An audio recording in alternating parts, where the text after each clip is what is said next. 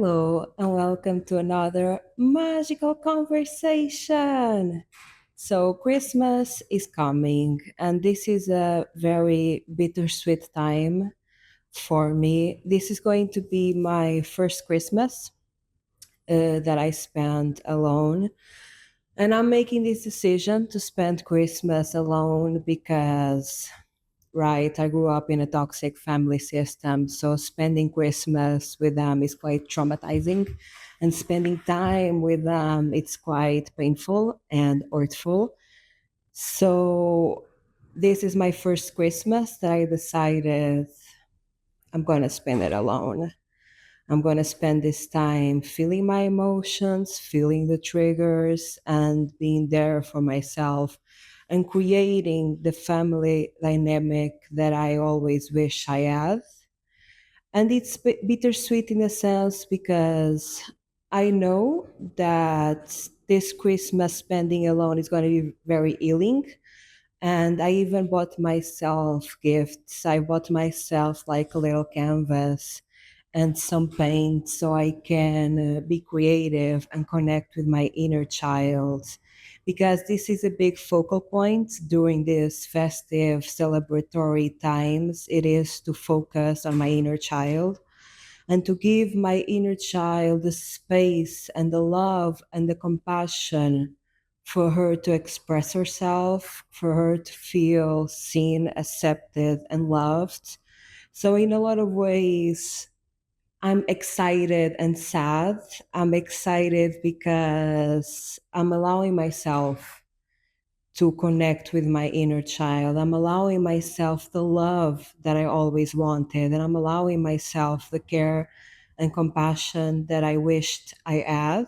So, in that sense, it's very healing and very loving, and is also a time me spending the Christmas alone feels like peace because I don't have it to spend with toxic people that at the end of the day are just going to, hurt me and traumatize me.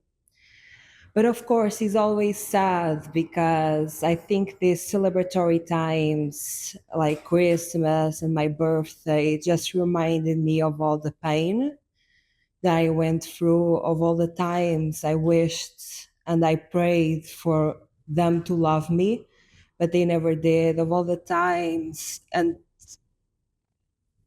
effort that I put them for them to love me, and I never got it. So it's quite triggering this time for me. My plans for Christmas is really to connect with my inner child, to give myself gifts because my parents never got me gifts because the rhetoric here was that we were poor, which hey, I'm not denying. Like we did not add a lot of money, but when I say gifts, I really would accept it like just like a symbolic gift of their love or a card or nothing like crazy expensive. I never asked for expensive things.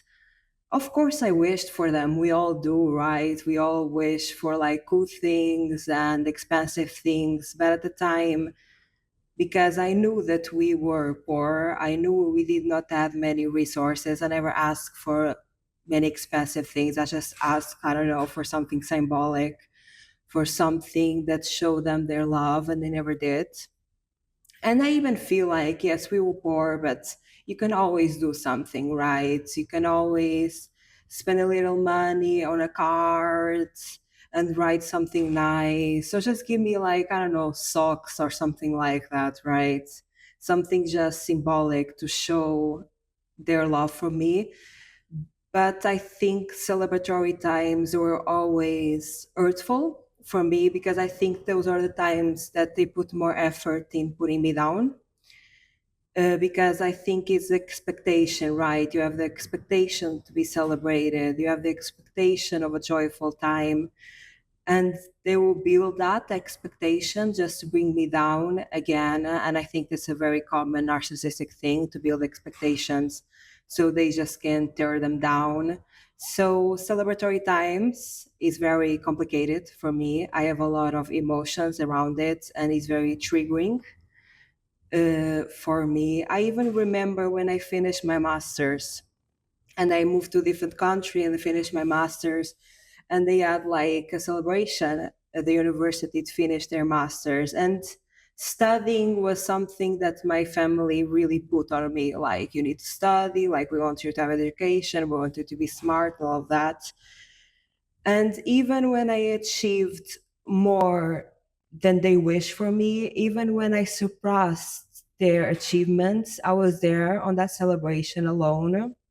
And even thinking, like, even if I had here my family, even if I had here my parents, they will not celebrate me. It will not be joyful. They actually kind of rob me of joy. And I remember at the end of my master's, a celebration, like people had their families and people were together with people.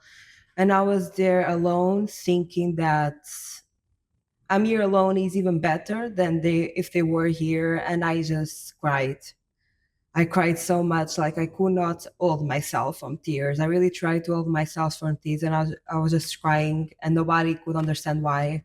Right? They were making up stories and narratives of why I was crying and speaking for me when I could not speak because I was literally just like sobbing.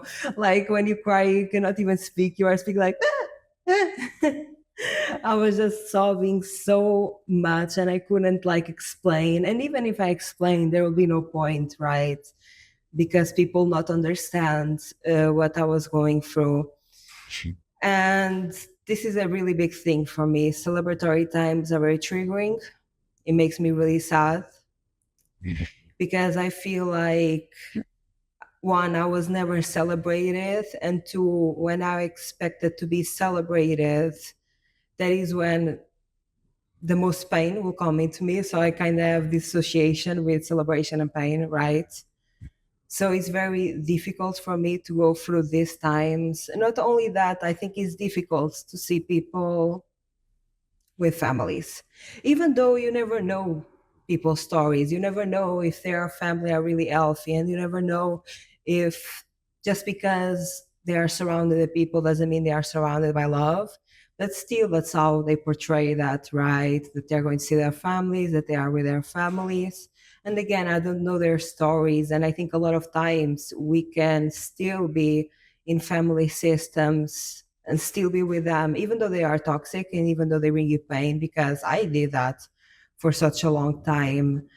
The only way that I could realize that what was happening to me was not right, that what the treatment I was receiving wasn't love, was when I completely moved countries and I separated myself from my family and I went no contact with them for like long periods of time, like years. That's when I start to realize, wait, this is not love. The way that they are treating me, the way that they are treating me and calling it love, that's not it. What I've been through is not love. What I've been through is not care. What I've been through is not they being there for me. And only when I separated myself for a long period of time, I started to see that and started to heal from it, right? It's only when you separate and you create distance that you start to process what happened to you. Is that I saw that this cannot be my definition of love. This cannot be my definition of family. In a lot of ways, it even pains me to call them family. I see them more as blood relatives, but not as family. I do feel at the end of the day that I never had a family. Even though that I had blood relatives, yes, I had parents, yes. I don't think I had the concept of family because I don't want for my concept of family to be that. I want my concept of family to be loving, supportive, respectful, compassionate.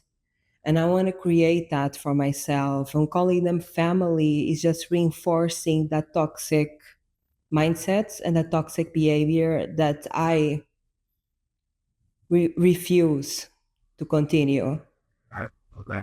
And the big part of this refusal and this need to be different and this need and willingness to be different and do different and show more love towards myself, show more compassion towards myself, show more empathy towards myself.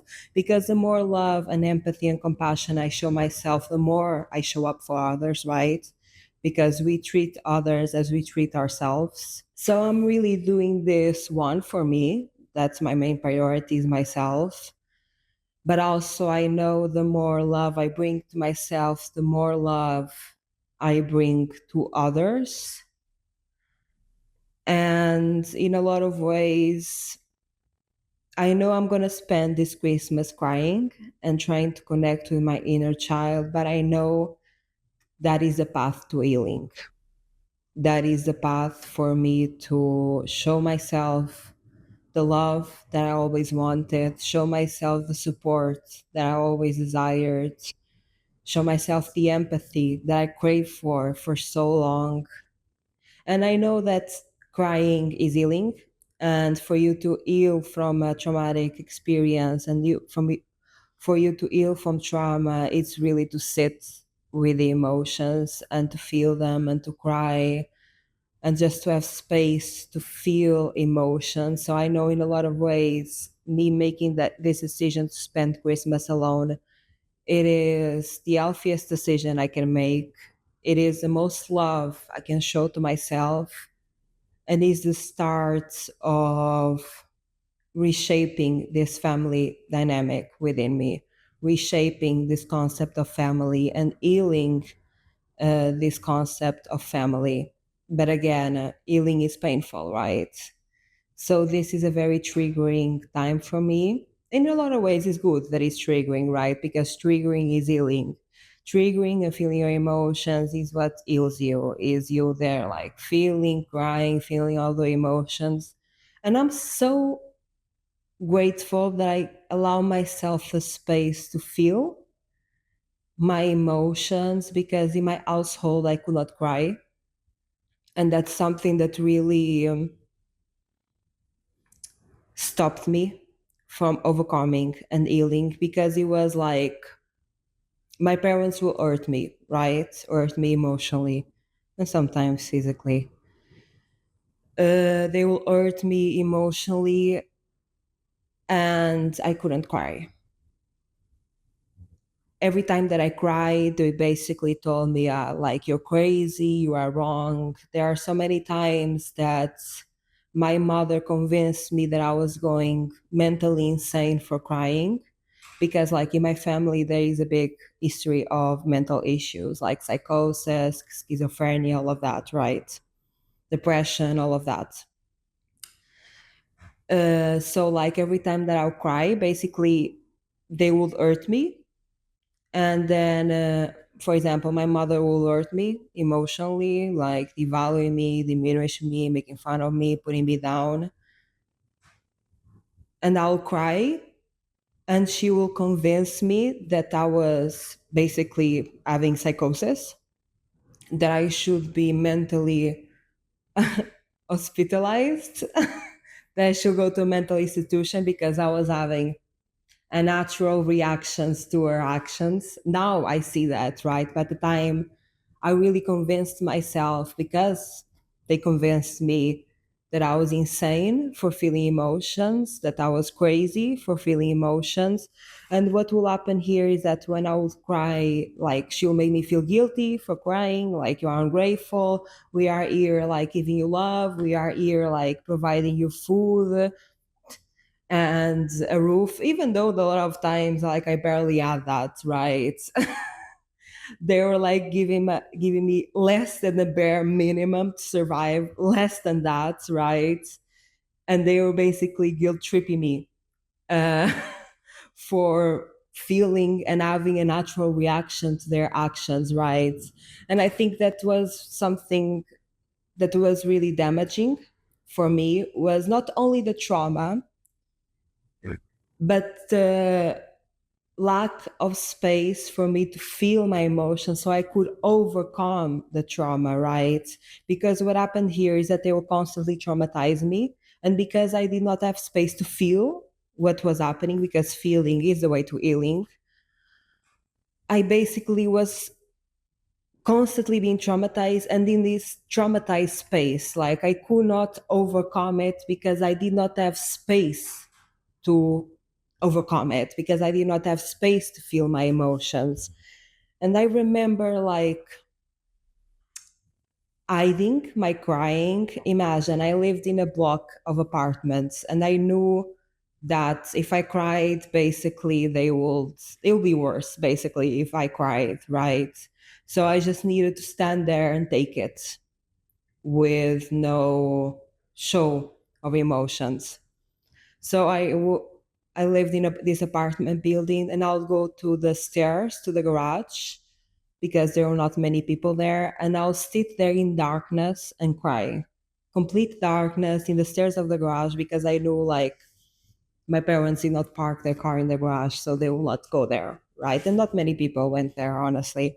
So I'll go to these secluded places of my apartment building so I could cry. And even that, I was super afraid to go home. And when I cry, my eyes get puffy, and you can see when I cry, because you can see my face, like my face gets all swollen, like my eyes, my lips, like my nose gets all red. You can see when I'm crying, right? And they saw when I'm crying, and it will always be so terrifying to go home after crying, because I knew what they were going to do. I knew they were going to guilt trip me into thinking that I'm crazy and I'm ungrateful and I should feel guilty for crying, and I should go to a mental institution because I'm crazy for crying, right?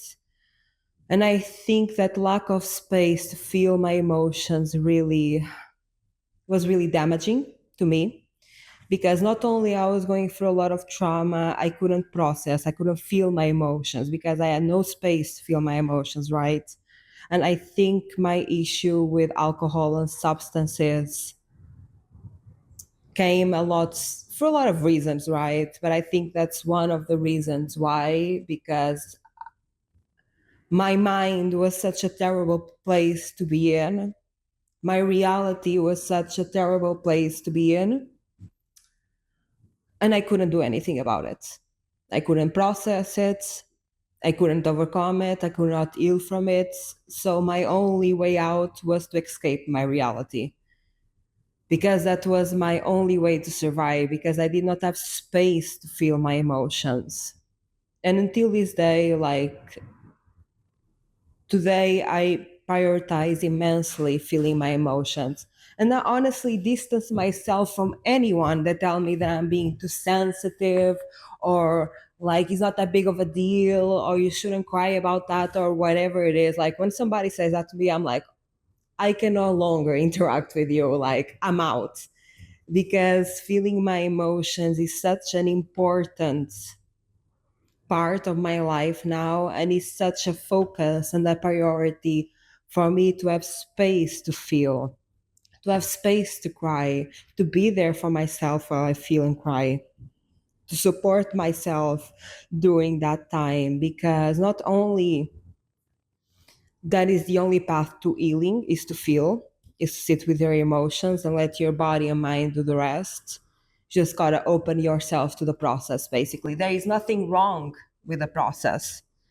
Feeling strong emotions, feeling sadness, feeling anger, feeling frustration, there is nothing wrong with that. That is not what is wrong here. What is wrong is the people that are causing you that emotions within you. It's the people that cause you those emotions within you and told you that you were wrong by feeling them, right? That is what is wrong. Feeling pain, there is nothing wrong with it.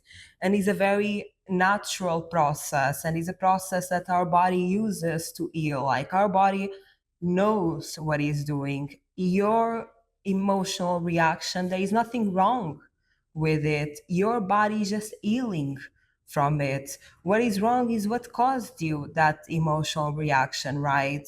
And I think in a lot of ways, shockingly, this is a controversial opinion. This is opinion like, no, you are crazy, like you're too sensitive, like you shouldn't feel those emotions. And this is such a overall accepted belief that you are the one that is wrong for feeling emotions, that you are the one that is too sensitive, that you shouldn't feel. And I think this is such like society accepts this in most cultures as a belief system.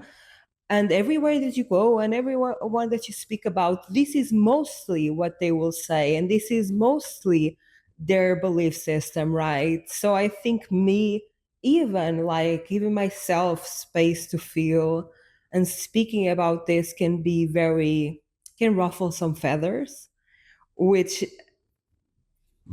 I mean, I think I also find solace in knowing that I'm not the only one that goes through this. I think this is very normal, right? Because the idea here is somebody is hurting you and they want to continue to hurt you to feed their ego or their insecurities. They want to continue to project onto you. And you showing an emotional reaction shows what they are doing to you. So that person that is hurting you is trying to avoid accountability for their actions. They're trying to continue to be a hurtful, projecting person, and they try to continue that behavior without consequences. That's the reason why there is this old belief system of you are too weak for feeling emotions, you is wrong to feel emotion. That is why this belief system exists, because these people want to continue to hurt others with no accountability for them to not change, because they are doing that. It fits their ego, it fits their insecurities, it allows them to escape themselves, it allows them to escape their problems because they are looking for a quick fix to their inner problems. And feeling my emotions is really something that is very important to me now, because I realize that that is a process. I realize that there is nothing wrong with it. And actually, when I feel my emotions and when I'm sad and when I'm crying, that is a perfect opportunity for me to show my self love. That is the time and opportunity where I'll able to show what real love looks like. I'll be able to show myself what real support and real love looks like. So, in that sense, it's extremely healing. It is reshaping my dynamic within me and being there for myself in my hardest, toughest moments and show myself unconditional love. Say to myself, I love you in all conditions. I love you when you are down, especially when you are going through through it. I love you when you're not feeling great. I love you when you are crying. I love you when you are down, and I'm there for you unconditionally. You don't need to be this always upbeat, high energy person or whatever people expect from you, right? Because people are always expecting like the best version of yourself, right? There is always the expectations. And I feel like there is a lack of space to not be great. There is a lack of space to be down, and there is a lack of space for crying just for the sake of crying, just for the sake of feeling, right? And I think a lot of people don't understand this. I mean, and that's okay, but I just feel a bit ostracized for having a different way of thinking and for having a different way of viewing the world. Because me crying on Christmas, I mean, am I sad? Yes. But is it probably the best Christmas I'll ever have yet? Yes. Like my moments of being sad and my moments of crying and my moments of feeling emotions are not bad moments for me. They're actually quite the opposite. Are the moments I show myself the most love, that I show myself unconditional love, right? So in a lot of ways, I do like to go through these trying times. I do like to go through these triggering times and triggering seasons. And I do like to go through these periods of feeling bad, of feeling sad, of feeling yeah, not as great, because one, there is nothing wrong with that, and two, that is the moments that I'm going to show myself unconditional love. Those are the perfect moments that I'm going to be there for myself and show myself a depth of love that I always craved and wished for. But I do feel like this is not the majority accepted belief. And I cannot say this to people, because if I say this to people, people will not understand, right? They'll project onto me Like when I say to people, if I said to people, I'm going to spend the Christmas alone, I'm going to cry and I'm going to like crying. They will not understand this, most people. They probably say to me, I know, like, be with someone, go meet with someone, but I don't want to be with anyone. I don't want to escape my emotions. I want to embrace them and be there for myself. I think that's another thing that I feel a bit, I don't know if ostracized is quite the right word. I feel a bit different, a bit unique from the people and the environments that surround me. Is this, yeah, willingness to feel, this space to feel. And if I am with someone or environment that does not allow me to feel, I'm not there. I'm going to leave. That for me is enough of justification. And I think in the past, I had a lot of people that I try to explain this to people. No, I barely try to explain. I'm like, whatever. This is how you view the world. Like, I'm not going to change your mind. Like, I'm just going to go. I'm just going to leave. Like, there is no point in me trying to explain to you something that is clearly not the way that you see the world. And that's okay. We are all different. But this is my way to see the world. And I'm not going to change my way that I see the world and myself just because it is the majority, what majority believes, just because it is how majority of people function, can't relate. But for me, you not allowing me space to feel, you not allowing me space to be sad, is, for example, like sharing with a friend, I'm sad about this, and they are like, oh, don't think about it. It's not that big of a deal. Let's distract ourselves. No, if I see a friend as someone that holds space for my emotions, you don't need to be there to listen to me. You don't need to be there to cuddle me. I can do that for myself. You don't need to be, if you were, that would be amazing, but you don't need to do that because I can do that for myself, right? And I don't want to put that pressure onto you to feel like you need to, yeah, like support me during hard times. I mean, that would be great. I think that will be a show of love and empathy and compassion, right? And companionship in many levels, right? But that is not even what I'm asking from you. I'm just asking that you don't invalidate me, that you don't say, think about something different. It's not that big of a deal. You shouldn't be that sensitive.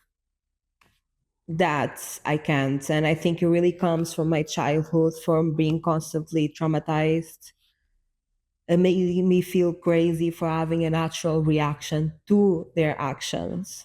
Live with the consequences of your actions. Your actions have consequences. What a crazy concept. So, this Christmas time and this festive time really brings a lot of emotions, a lot of memories as well. I'm reminded of so many things that for so long I was convinced that they were normal. I was convinced that the way that my parents treat me was love. And because that's most of my environment, that was most of my environment, and maybe still is, right? That being treated that way is love, right? Because they care for you and they are just protecting you. So they are doing all these crazy, hurtful things because they love you and they care for you and they just want to protect you, right?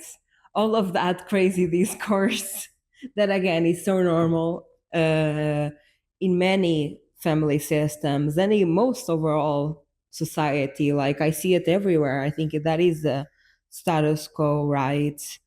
But being far away from it and starting the process of healing and reshaping my own dynamic of family within me. And when I say my own dynamic with family within me, is being the parent I wanted for myself, being the mother I wanted, being the mother I needed for myself, being there for myself emotionally, allowing my space allowing me space to feel my emotions and supporting myself doing it, being the father figure that I wanted for myself, giving myself praise, giving myself, being proud of myself through all of this, right? And having that two-person dynamic within me, because when I go through sadness and when I go through healing and the toughest time, I usually kind of have these two roles dynamic within me. I have the person that is hurting, that I usually call my inner child, because most of my pain is a reflection of my childhood. Most of my pain is a reflection of what I went through as a child. It is that version of me that went through it for the first time. So I have this dynamic within me that when I'm going through it, when I'm crying, when I'm going through emotional pain, I have my inner child, the one that is suffering. And at the same time that I am suffering, I'm showing myself love.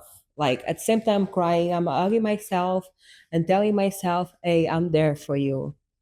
I love you and I accept you as you are and I accept your emotions as you are. And then, for example, I speak about my pain without filters, without trying to justify myself, without trying to create this justification, just saying it raw, how I feel, even if in my mind, because of the projections of others, I have this discourse like that's crazy, that's too much, that's whatever. I don't care. This is how I feel, and I'm valid in how I feel, and I validate myself like, hey, that was really hurtful to go through, that was really painful to go through. You had to go through a lot, right? So at the same time that I'm crying, I'm expressing my pain, I'm showing myself love. And that's, I think, one of the best dynamics that I created for myself that really allows me a lot of, affords me a lot of love during those times. And I think that's the most healing, is to be those two people within me, is to be the one that is suffering, the one that is supporting, is to be the one that is in pain and the one that is giving you love. I think that is also one of the reasons why I learned to enjoy the process of suffering, and I learned to enjoy the process of experiencing emotional pain.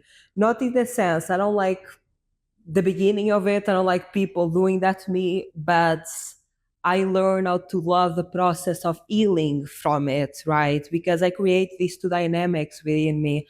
That is the one that is in pain and the one that is giving me the love that I always wanted, the one that is giving me the love that I crave for on those moments.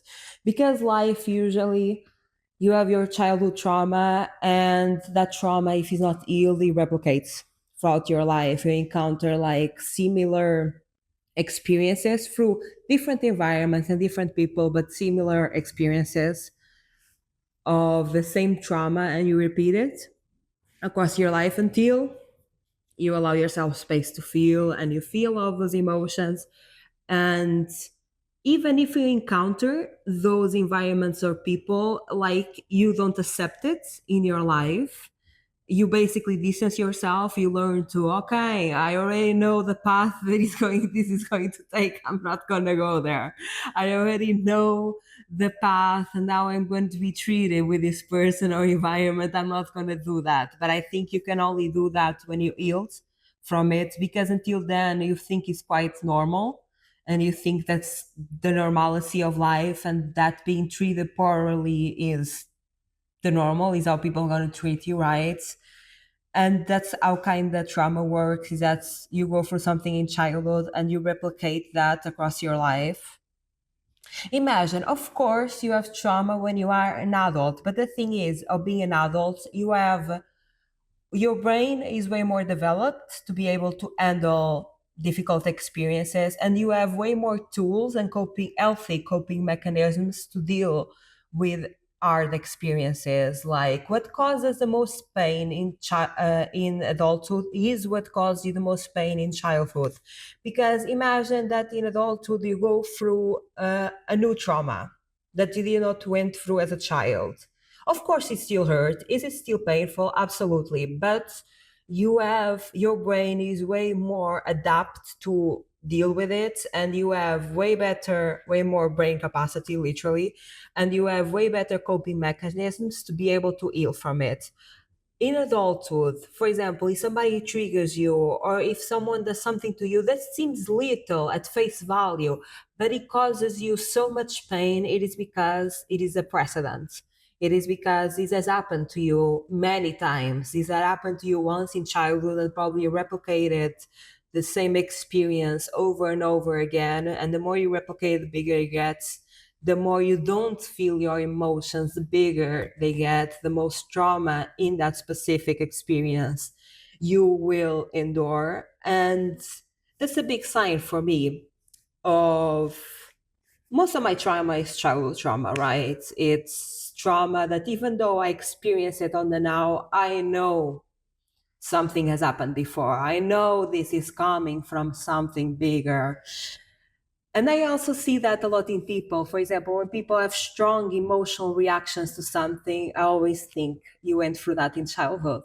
You went through the same thing with different people, different environments, but you have experienced that in childhood. That's the reason why you are having such a strong emotional reaction. I even told some people, and they looked at me like, uh, wide open, like, how do you know? And like, it is so obvious to me by now because I have been through that. I see your pain because I understand my pain.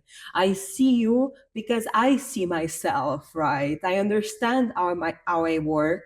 I understand how trauma works. I understand how pain works. So it's easy for me to see in you what I see in myself, right? But I learned throughout time to not say this literally to people because people are not ready to know.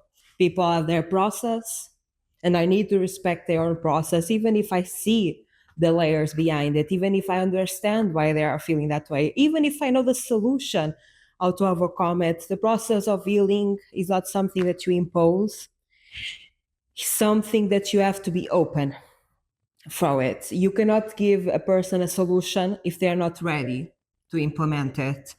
And I think a big part of giving people space is to, for me, my personal opinion is to not say everything I know and everything I see about them, right? Even though, like, in my life, I'm very, like, if I see something about myself, I'm very quick with it. I'm very, okay, queen. I see you going through this. I see the pain. Let's face this. I'm in my personal experience. I think I'm someone that can face a lot of trauma. And of course, it takes time. It takes time. And there is also a process to this. I was speaking about in the last episode. I'm currently going through a process of healing a trauma that I don't feel yet safe to speak about, right? That I don't feel safe to fully see it and embrace it. But I know to a certain extent the process. I know how the process looks like. It is very similar, just for it's the same process for different experiences, really. So in a lot of ways, when I have this strong emotional reaction, I know this is coming from childhood. I know this is coming from a version of me that was not equipped to process this experience, and this experience has replicated itself over and over again in my life because I have not yet felt the emotions that come with it. And really, healing kind of works like a downward spiral in the sense that you have the root, the beginning of an experience. For example, you have a trauma in childhood and you might not even remember it. It's very normal, at least me. I forgot a lot about my childhood, and only when I start the healing process of the downward spiral, I remember these things. I remember, and these memories are unlocked. I'm like, oh my God, I forgot about this. What do you mean? And makes a lot of sense, right? So basically, the healing starts with the roots and it goes like in cycles. That's why I say it's a downward spiral, the process of healing, because you start with a trauma, a difficult experience, and then you go on a cycle of repeating it. So, in this cycle of repeating it, if you don't feel your emotions, basically, if you don't do the healing process, it repeats again. And he repeats again and he repeats again while we are rejecting our emotions, basically, right? And what happens here is at some points you just get so like, I've done this 1,000 million times. I've been there for this experience so many times. I need to face it. Face it. At some point you get fed up, right? And you're like, okay, I need to heal this because I've been through this over and over again. I need to face this. And healing in the downward spiral because you heal that you feel the emotions that one experience brings to you usually is the last one that made you fed up, that made you like, okay, I'm done with this, I'm gonna deal with this, right? And you remember another one that is similar and you go down another cycle, and you remember another one that is similar and you go down another cycle, and you go down on these cycles until you reach the root. And I really like this metaphor of healing is a downward spiral, because also it reminds me of water. You know, like in still water, a drop comes in the water, and it makes this ripple effect. And I really see nature as a reflection of humanity because we are parts of nature, right? And we follow similar cycles as nature. We are nature, right? So I really enjoy to go into nature and to see how it functions, because the way that I'm seeing nature is the way that I'm seeing myself, right? So I love these metaphors of comparing it to nature because it is so insightful and real. And I love to go to nature and see a reflection of myself. Actually, when I started to healing, this process of healing, when I moved out of my home country and I decided I'm going to face my demons. I'm going to face this. I can't take this anymore. My life is going to hell. Like, I'm going to the point of no return. If I don't face this now, I don't know what my life is going to be. I thought I was going to be addicted to substances. I was so close. I mean, I was addicted, right? I have addiction issues and I was addicted to substances and alcohol. But I think I realized I'm reaching a point, I'm going to the point of no return. I felt like I'm going to this point where I'm just going to be imprisoned to these substances for the rest of my life. And I won't be able to break out of this addiction, right? And that's kind of like my turning point when I really saw in the mirror, like, Laurinda, you're not good. This is bad. You're going to be addicted to snow. Like, you are going to end up having a life that is more miserable than you are having until now. Like, we cannot do this. And that's the reason why I decided to move to a different country, because I was so addicted to substances, right? The people that I surrounded myself with, the environments, the groups, we're all sharing the same addictions. That's how you get substances, right? It's about having this network and this group of people that are all doing the same thing and have access to the same thing. So me, in my mind, moving to a different country was completely separating, like, myself from having access to any of that, because I knew as long as I had access, I could not stop myself. I wish I could. I wish I had the willingness to do it, but I didn't. I did not have the strength to stop myself if I have continued to have access to these substances, right? So I moved to a completely different country where I did not know anybody. I went alone for me to like cut everything. And I went to this new country with the intention I'm going to heal. And at the beginning, I had no idea what healing looked like. I had no idea what I was getting myself into. I was a completely different person. Like, the person that I am now to the person I was then, like, after healing and before healing, two different people. Laurinda before healing was party girl, addicted to a lot of stuff, substances, alcohol, like distracting myself with people, like so many stuff. And I always had a unique way to see the world, but doing so long, I thought that the way that I was seeing the world was wrong, and it was crazy again because of my childhood trauma. Because every time that I spoke my mind or expressed myself, I was crazy, I was wrong, I should be hospitalized. And actually, the fear of going to a mental institution is really scary. Like thinking that your parents are going to send you to a mental institution for you just having emotions and expressing yourself. That scared me. Like there were a lot of fear tactics that they used to oppress me, to keep me down, right? So when I started healing, I really started rediscovering myself, and I really started connecting more with myself. And the way I spoke changed. I started speaking way more about these things, and people probably looked at me like she's crazy, right? Some people, I think they gained admiration, inspiration, right? But other people look at me like she's going mental, right? And that thing of being crazy, again, I think is a big wound with me, the thing of being crazy, because it has been so projected. And it caused me a lot of fear when I was young because what if I'm crazy? Do I need to go to like a mental institution? And mental institutions in a lot of countries, and I think Portugal is a big one, you are treated so without humanity, like you are dehumanized, like they shove pills down your throat and you are just numb. And that was a big fear of mine because I saw people in my family go through that, and they saw people in my family struggling. And when they got help, quote unquote help, it's a dehumanizing process. You're not treated as a human. They don't heal you. My perspective is that they numb you in many different ways, right? So in a lot of ways, I think I also had to surpass this I'm crazy narrative. I know I'm not crazy, but this is something that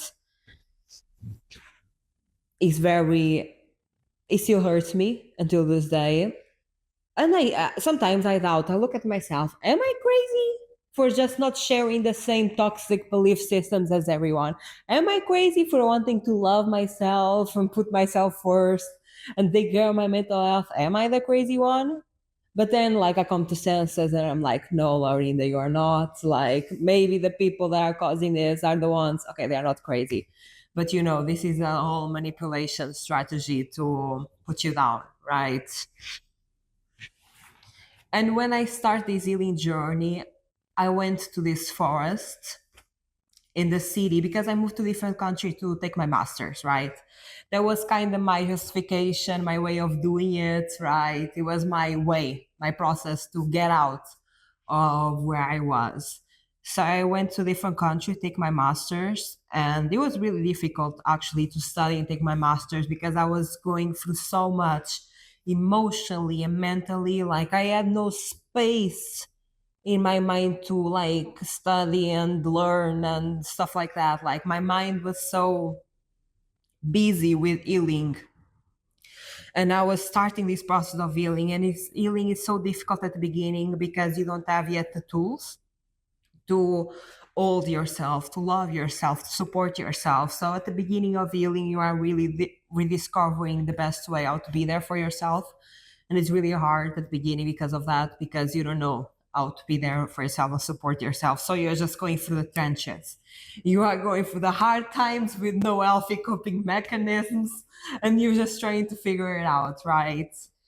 And a lot of my healing that I'll do is I was so burned out, so depressed. I also felt that because I was healing, I was creating more safety for myself. So my body, through years of high adrenaline, through years of survival, was finally having a breather. So I was exhausted, like my body ached. I spent my days in bed crying, crying, crying, and my body was like aching in pain. My body was heavy, like I was absolutely mentally, physically, everything exhausted, burned out. And I remember being hard for me to feel my emotions like in my room. So I'll force myself. I'll literally drag myself to a forest. There was this beautiful forest that, imagine, I have this connection with nature that I feel like I like nature more than people, and I create this relationship with like trees, and I see trees as my best friends, and I feel like trees know me better than anyone, and I really create this relationship with nature. and with like a specific forest or specific tree or a specific place of nature, that I see them as my best friend. Like, you don't understand the love that I have for like specific places of nature, right?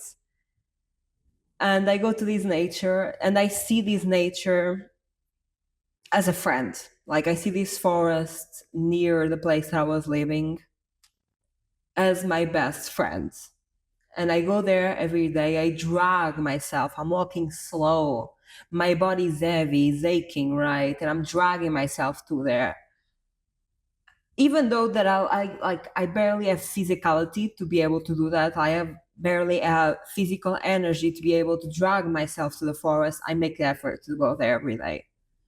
And I go there every day and I sit on a bench. I have like specific benches that I like in that forest. And I'll just speak. I'll just speak. And I'll speak with the trees. I'll speak to nature like it was the only being, the only thing that was ever there for me and that accepted me as I am and that supported me as I am and it didn't judge me. Like, I get emotional thinking about this, like the connection that I have with places in nature where I feel safe enough to express myself, basically. It's like a love. It's like loving someone. It, for me, is even higher than loving someone, you feel me? The connection I have with these places in nature is higher than any human relationship that I ever had. And I know for a lot of people this might sound weird, but it is my truth and my reality. So nature was really the only place that I felt fully safe, fully seen, fully accepted, not judged, for me to be able to express myself and speak about how I was feeling. So I'll go there every day in nature, in that bench with those trees, and I'll speak about how I felt. And this healing journey and the tools that I gained, I felt like it was just like I'll speak, right? And I'll ask for help to the trees, to nature. I don't know. Imagine me, I'm desperate, right? I have nothing. I have no one, I have no resources, I have nothing. I'm just really out here surviving. And I remember like speaking, and then I'll have an idea. And the way that I see it is like nature speaking to me back. Imagine if I was going through something and I had like this idea, okay, do this. Like, for example, I have a lot of techniques, right? I have a lot of techniques of healing. Draw your monsters technique. That was a technique that I had the idea in nature, right? Or yeah, having that two-person dynamic within you, an idea that I had in nature. Most of my ideas and my techniques and my methods, it is through going through the experience, but I do feel a lot of it came to me through nature. Like, I don't have a lot of logic around it. You know, there is not much. There is logic now. I can see the logic, but at the time going through that, beginning this healing journey, gaining these methods, there was not a lot of logic in it. A lot of times people ask me, like when I start speaking, you know, just expressing myself, speaking about this stuff and things that I like. A lot of people ask me where you read that, right? What books did you read? And when I tell you that this is what I mean, there is not a lot of logic to it. It's just like things that come to me. And I think a lot of this is because I've been through the process and I know the process and I've been through the pain and I learned to overcome it and I gained, I guess, a lot of wisdom from it. But this is not textbook knowledge. This is not a book that I read things that I gain from others. This really, I think, comes from me. And the big part, I think it comes from nature, honestly, because all of these ideas come from me being nature, just speaking, and I get these ideas on how to overcome and how to heal, all these techniques and processes. Also, when was the first time to see like the root of trauma? There's also a big technique that I have. All of that came from me being in nature, speaking, and gaining these ideas. I felt like it was almost nature. Hey, try this, try that. And that's why I feel so connected with nature. And that's why I trust nature so much. I trust my body. I trust the natural process because my healing, most of it is done in nature, is done talking to the trees, is done, is me being in nature and speaking and journaling. Now, not as much because I gained a lot of techniques already, but especially at the beginning, the biggest struggle and the hardest part of healing, I did it in nature, right? And in a lot of ways, I think nature was the only space that I felt ever safe, like really, really safe. And safety is a big thing. Only when you have safety, you can begin healing because you are out of survival. So you can begin to process your experiences, right? So a lot of it was done in nature. I just went to nature like every day, just to write, just to speak. And I got so many ideas, and so many techniques, and so much. Like every time that I went there and spoke and expressed, I felt like nature expressed back. It's like we are having a conversation and like not a literal conversation, like I'm not hearing voices in my mind, right? But it's like ideas, it's like thoughts. I think a lot of thoughts that I have, I mean, they're coming from me, but it's not physical effort that I'm putting. Like it's very natural, like it comes to me. There are a lot of times that I'm speaking, for example, I'm making videos and I say things and I'm editing and watching it back and I'm like, whoa, that is a good idea. Like that is a good perspective to see the world. I did not know this information before I said it. A lot of times I say things without, yeah, like much thought behind it. But then I watch it back, I'm like, oh, this is good. Like I felt this. this is like, this is profound, right? But I think a lot of my depth and profoundness is not an effort that I'm putting. It is something that I feel like is coming out of me. And for me, my healing journey is very much that is trusting my body, trusting nature, trusting the natural cycles of my body and mind, to trust that they know what they are doing because they do. Like nature, most of it is healing, is adaptation, is evolution, is regeneration, right? If something knows how to overcome, is nature, right? Because it's always adapting. And our bodies are nature. We are nature, right? So in a lot of ways, it's trusting the natural process of your body and not doubting yourself, not invalidating your emotions, but trusting that everything that you are right now, everything that you are feeling right now, it is on the right path. It doesn't mean that you are perfect all the time, no, but also the imperfections, it is what you should be supposed to be doing. Your flaws, it is what you're supposed to be doing, even if they hurt, right?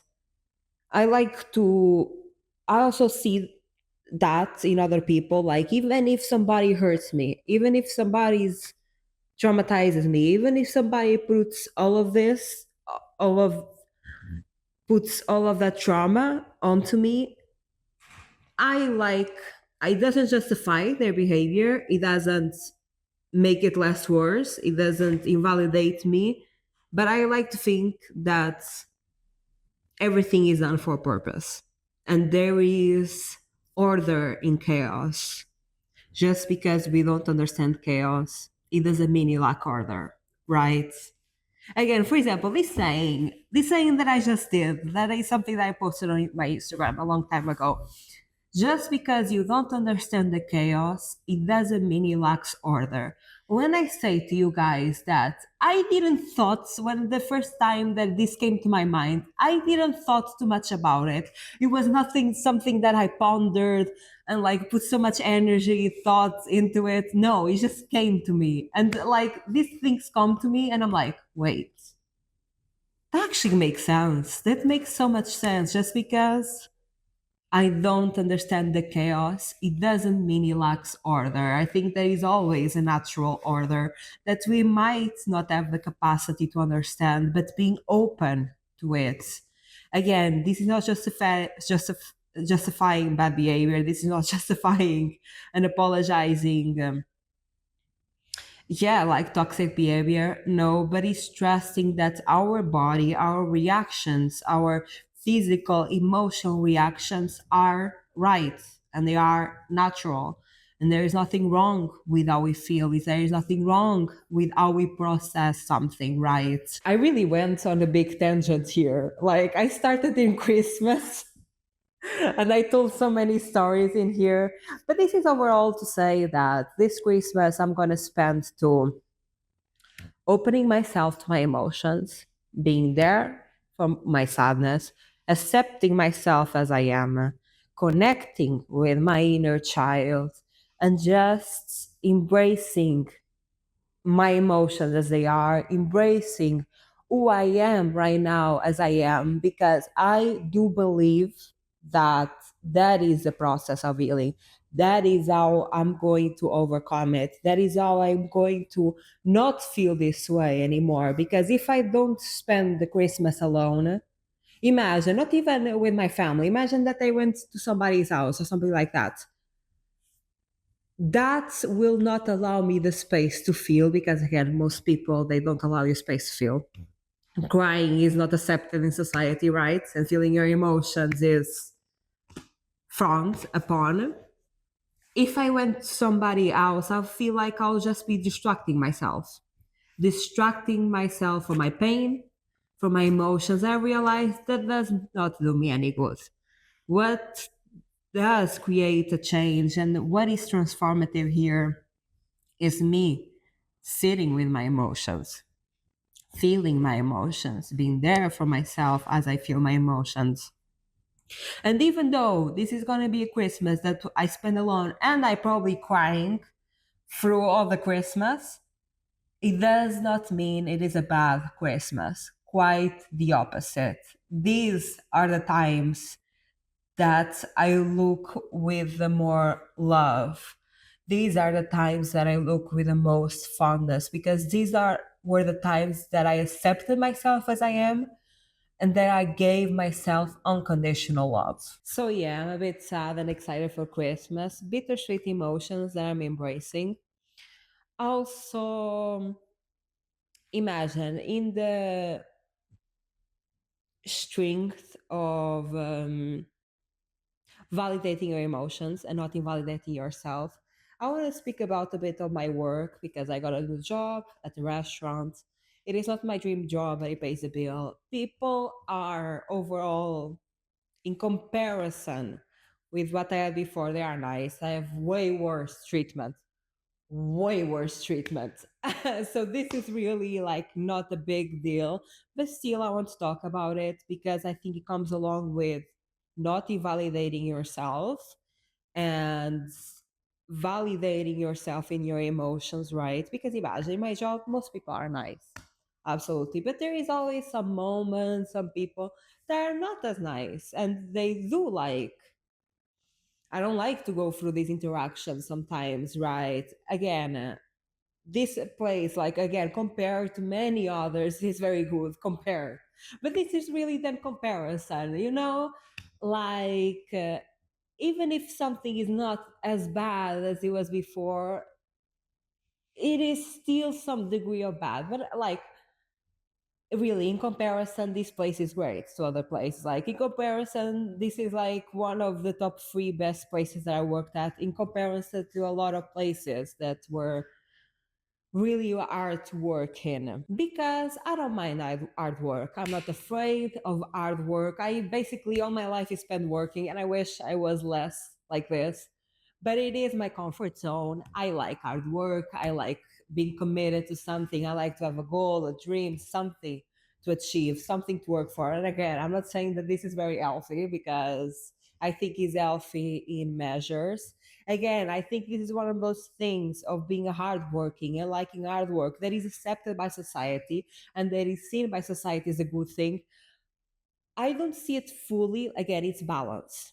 I think it's about you having a balance between like working hard and liking rest. Me, I have a bit of an issue in resting. I don't allow myself that much time and space to rest. I do like to have something to work for, something to achieve, something to do every day. And honestly, I barely rest. And I know this is not the healthiest, but I'm working through it. In work, I don't mind hard work. I don't mind working hard. I'm quite comfortable with it. That's what I've done all my life, was work hard. Like, that's my comfort zone. That is my safe zone almost, right?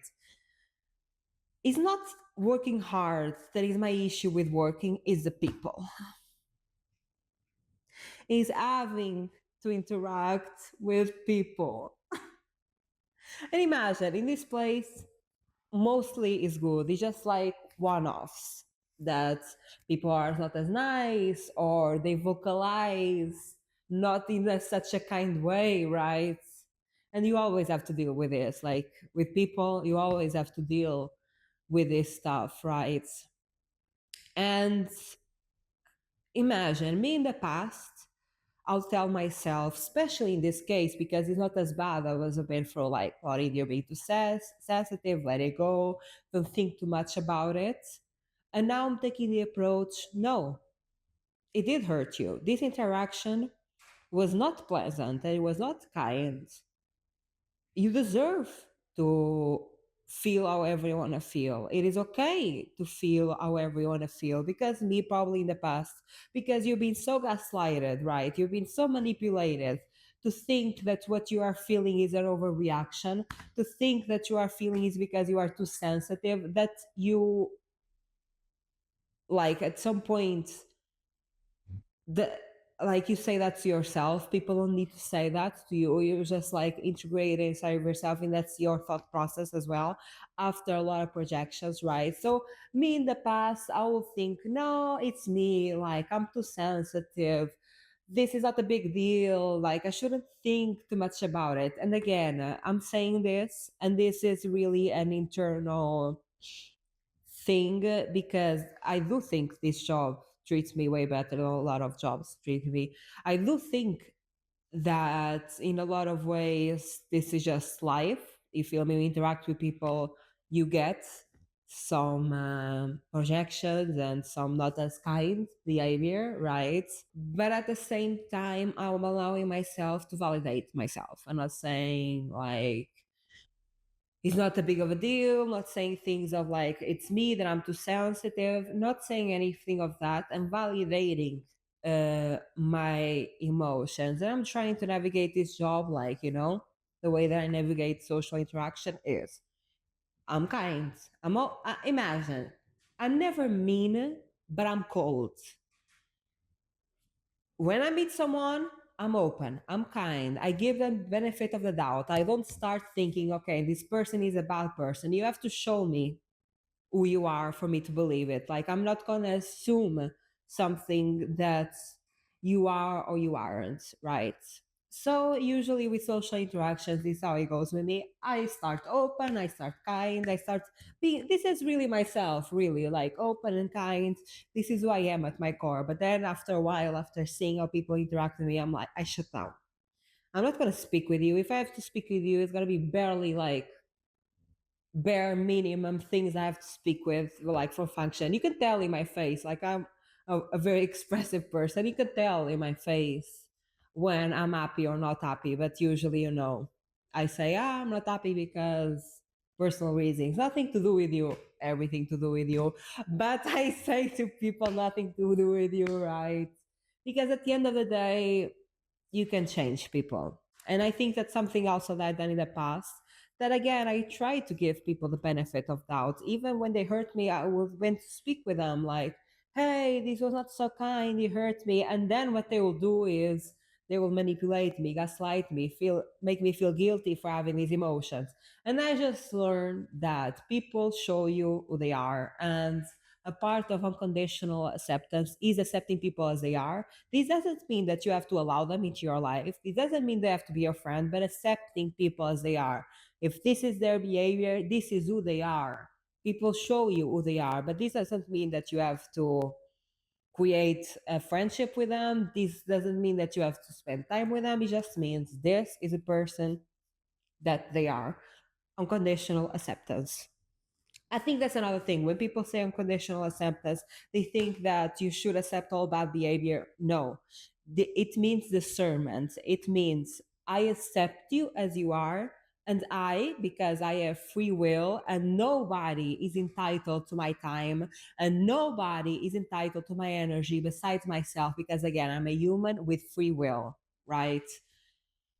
I don't accept you in my life. That doesn't mean that I will accept you as you are. Simply, you don't align with me and you don't align with the type of behavior that I give myself and the type of behavior that I want around me, right?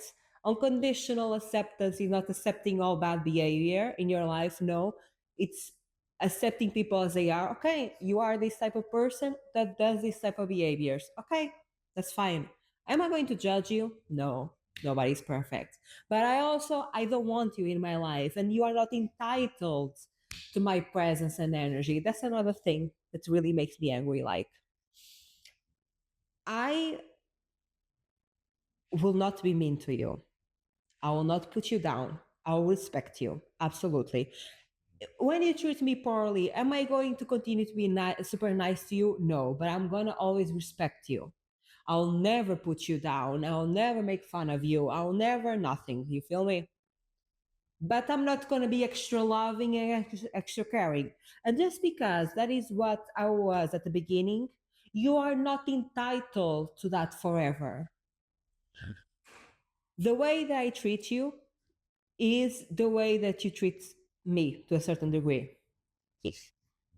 Except when you are being mean to me, because I'm not ever going to be mean to you, because that's just not who I am. And if I am, sometimes it's because I'm not trying to be, right? If I am sometimes, again, I think a lot of people see sometimes meanness as you having choice over your time and energy, in the sense I'm not going to ever put you down. I'm not ever going to say something verbally or do something physically to put you down, never. But I'm not going to spend time and energy with you, and you are not entitled to my time and energy. Nobody but myself is entitled to my time and energy. You are not entitled to my presence. And this is something that pisses me off a little bit, because a lot of people project that I'm mean because I don't hang out with them, because I don't give them like enough words that I gave before. Again, I'm not putting anybody down. I'm not diminishing anybody. I'm not doing nothing physically. I'm simply not giving you my time and energy because I am allowed. Only me is entitled to my time and energy. You're not entitled to my time and energy. I'll never be mean to you. I'll always respect you, but you are not entitled for me to hang out and deal with your BS. You feel me? And this entitlement to my time and energy, I think there is such a pressure that I feel, because, and again, a lot of people might see that as a good thing, right? Like, people want to hang out with you, people want to be with you, but like, you want to be with me, but I don't want to be with you. Does not mean that I'm higher than you or less than you. It doesn't mean that you are less or higher than me. Simply, I don't like to be in your presence. And this is not a personal attack. This is just me that likes to spend my time and energy into things that are open, loving, and accepting. Not judging you. I bet there are a lot of people that want to spend time with you. That's great. But me, again, you're not entitled to my time and energy. And me choosing to spend my time and energy into things that I love is not a personal attack to you, because again, you're not entitled to my time and energy. Because I think this is a pressure that people put on me, because again, I like to be alone. Why? Because I don't feel like most people are my vibe. Because they have belief systems that I have different belief systems, right? I see the world in a different way, I interact with myself in a different way. And it's not that I like different people, but yeah, I don't like people that judge me and diminish me and don't allow me space to be me. If you want to be with me, you are with me fully. You're not just with me for parts that you like because you like my kindness, because you like my love, because you like the way that I hype you up. That's a part of who I am, yes. But there is also the parts of me like I like to feel my emotions. I like to be emotional. I like to take time and introspect and think about these ways to see the world. If you are with me and if you say that you like me, again, the difference between liking and loving, right? I'm not going to be with you just because you like parts of me and you reject other parts of me. And actually, most people reject what I think is like the best parts of me. That is like me feeling emotions, me having introspective thoughts, me have a different way to see the world. That is the parts that I like the most about myself. But then I'm alone.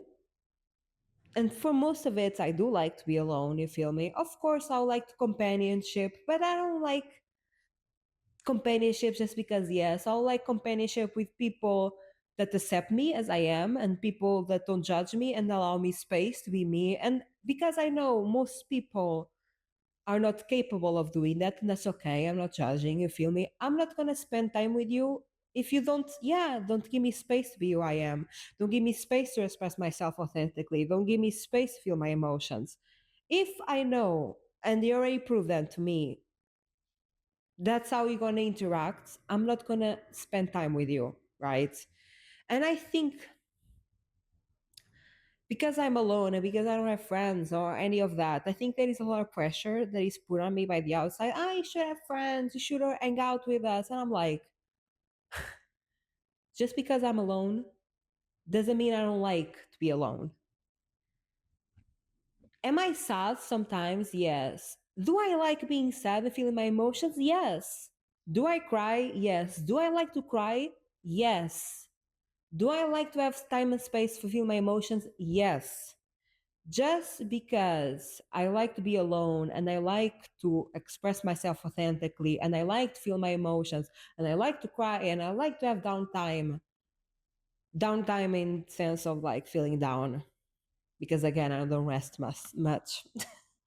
Just because I like all of those things and because society sees that as something to avoid doesn't mean I want to avoid it. Just because I'm alone doesn't mean that I don't like to be alone. Just because I'm alone, it doesn't mean that I want friends just because, yes, I'm choosing to be alone. Because at the end of the day, I could have like a bunch of people. I could have like 5 relationships at once. I could have like a big group of friends, but I don't want that. And it's not that I don't want, for example, friendship or relationship. It's not that, but I'm not settling for anything less. I know what I want. I know what I need. And I'm not gonna spend again my time and energy into someone that I know we don't align. This is again not judging you.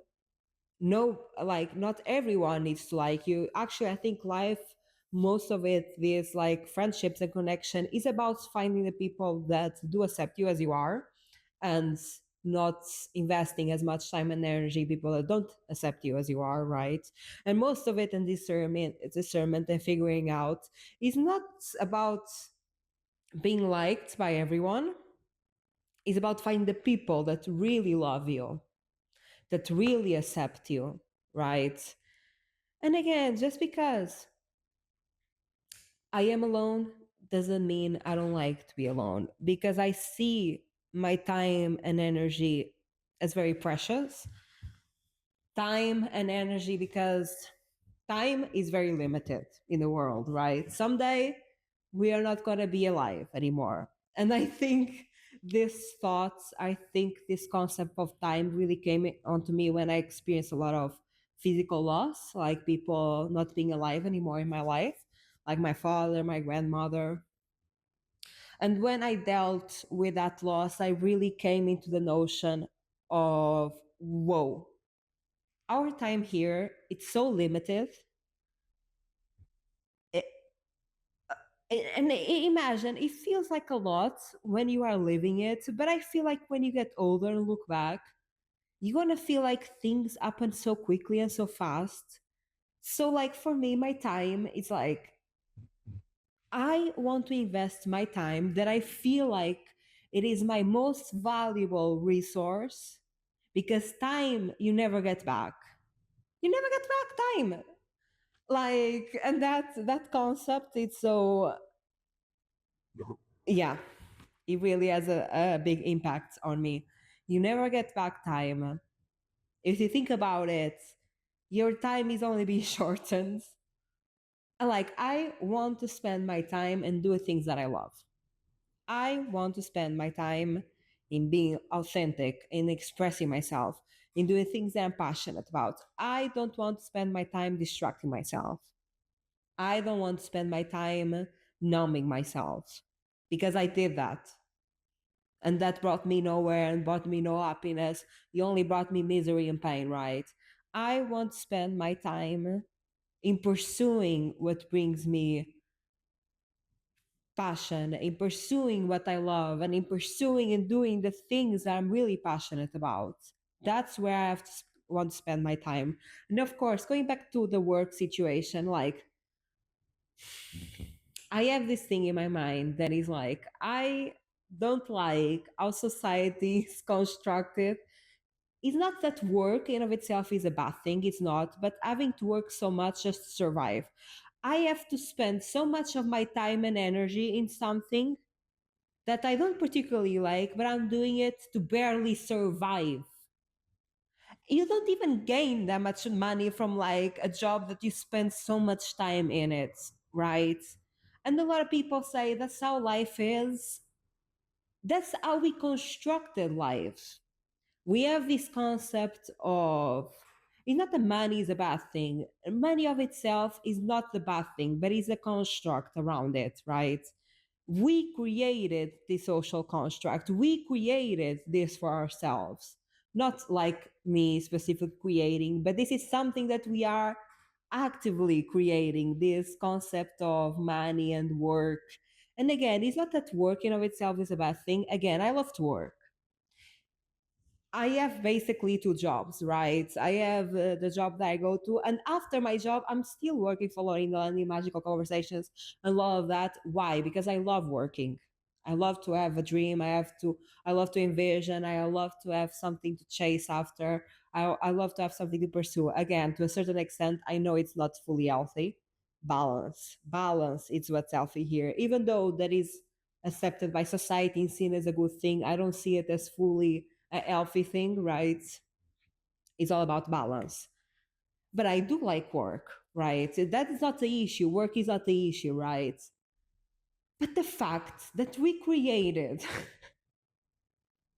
a world where we spend so much of our time and energy just to survive, you don't even make that much money out of it. Like, you gain an income that is like just to survive. That is a crazy concept to me.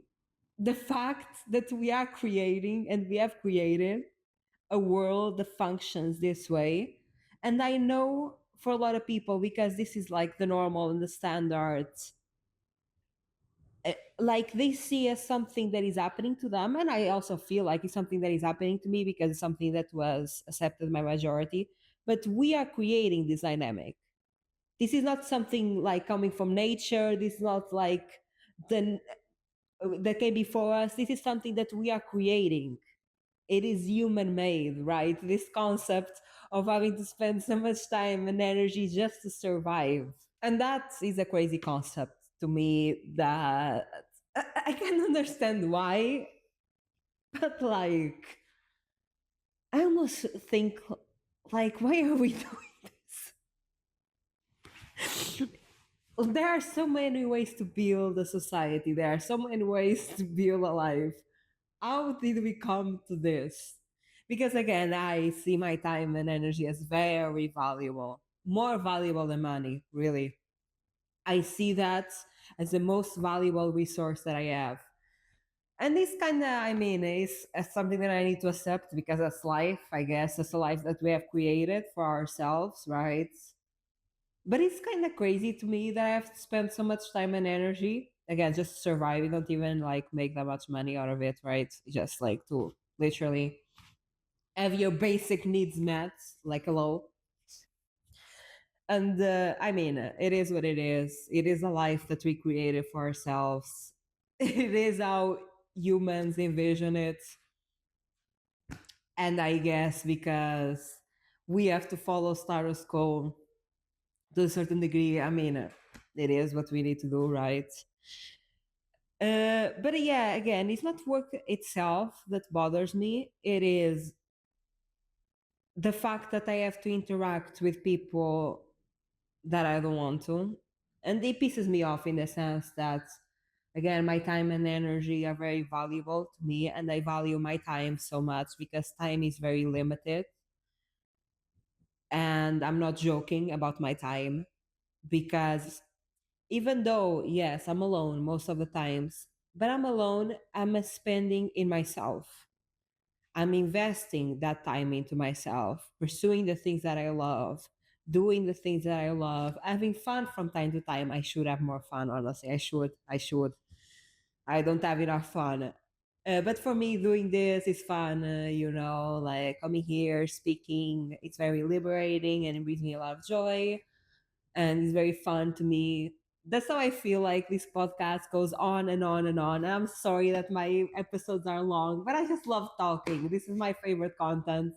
And even though probably this is the content that I have the less views and less engagement, I don't care. Like, I'm here, I'm loving this, just speaking my mind. I love this. But yes, time is very valuable to me. And I realized this with the concept of loss when I experience like loss of people around me and I like look into my life and I'm like, one day I'm not going to be alive anymore. And I want to invest the time that I have into just like expressing myself authentically, being me to the most capability that I can, expressing myself, being myself, going after things that I love. That's where I want to invest my time. And also energy. I value my energy a lot because I've been through burnout. I've been through depression. I know what it's like not having energy. I know what it's like at the beginning of my healing journey. That's where I felt the most deprived from energy. Having zero energy, like not having the energy to like do nothing, like clean your house, make food, have a shower. Like I've been through periods of time where I did not have the energy to even do that. So I value my energy a lot and I value the energy that I'm giving others a lot. Because again, it's also kind of limited, the energy. Like I cannot spend my energy and my focus willy-nilly. I have to spend my energy and focus into investing to myself, investing the things that I love, pursuing the things that I love. And I'm not going to invest energy in someone that is only siphoning it. That is not even giving me back. Probably they are treating me like not nicely, you feel me? And for those reasons, and I think this doesn't even need a justification because again, nobody is entitled to you. Nobody's entitled to your presence. And I think a lot of people feel entitled to you. You feel me? At least me, in my experience, I feel like a lot of people feel entitled to my time and energy. And that they almost perceive me or project onto me that I'm a bad person because I don't give them time and energy, that I'm this, that I'm that, because I don't give them my time and energy. Again, I'm not mean to you because one, it's not my character. Actually, like when I was younger, I tried to be my environment. I remember like people treat me horribly, and I tried to treat other people horribly. Could not do it. Like I felt so bad within me. I felt so guilty, and feeling guilty. I am like throughout this story. I don't deal well with guilt, and feeling guilty consumes me. Right? So actually, when I was younger, I tried to be mean to other people because that's how they were treating me, and that's usually the response that people give to you. Ah, if people are mean to you, be mean back. Respond the same way, and that's usually the solution that the people give you. Ah, you just like they're just being mean to you because you are too nice. You are too this. You are allowing them to be that way to you. So, like, when I was younger, I tried to be mean and I couldn't. Like, I can't deal with guilt. I learned that about myself. I can sleep at night. It consumes me. I wish to a certain degree I could be more like the others, but I can't. Right? Not only that, not only like being the same way to others as people are to me, not only is like I can't do it, it's not in my character. Like, I can't sleep at night if it consumes me being as mean as other people are. Uh, Also, it takes energy out of me to even be that. It takes a lot of energy out of me if I wanted to do that. And if I did that, it will take a lot of energy out of me. And I'm like, no, I'm not going to spend energy on you if I don't even like you. I'm not going to spend energy on you if I don't even like the interactions that we have. That's for me is a bit absurd. All to this to say that I feel a lot of pressure to hang out with people. And again, a lot of people might say, ah, because people like you and because people want your presence. And I'm like, but you're not entitled to anything. You're not entitled to me. I make the choices of where I am. I make the choices of what to do. You're not entitled to anything. And I think I have a lot of pressure in my work because they always are hanging out and having dinners and stuff like that. And they always ask me, and I feel like I have to make always excuses. Like, I have to do this, I have to wake up early tomorrow. I have to make all these excuses because I cannot say the truth. I cannot say the truth of like, hey, you guys are nice, but you're not like people that I really want to invest my time and energy in. Because if I say that, I'll be mean. People perceive me as arrogant or rude because, again, people are perceiving as entitled to my time and energy. And even like also put pressure on me. Like, I talked to him about, yeah, getting a job. And he kind of asked, like, how are the people? I'm like, they're nice, but I don't want to hang out with them that much, you feel me? And he's like, but you should have a group of friends, you should have this. And I'm like, bro,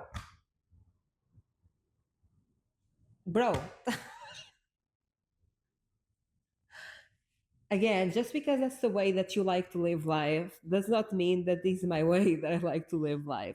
Just because I'm alone, it doesn't mean I'm miserable. Just because I'm alone, it doesn't mean I want friends just because, yes.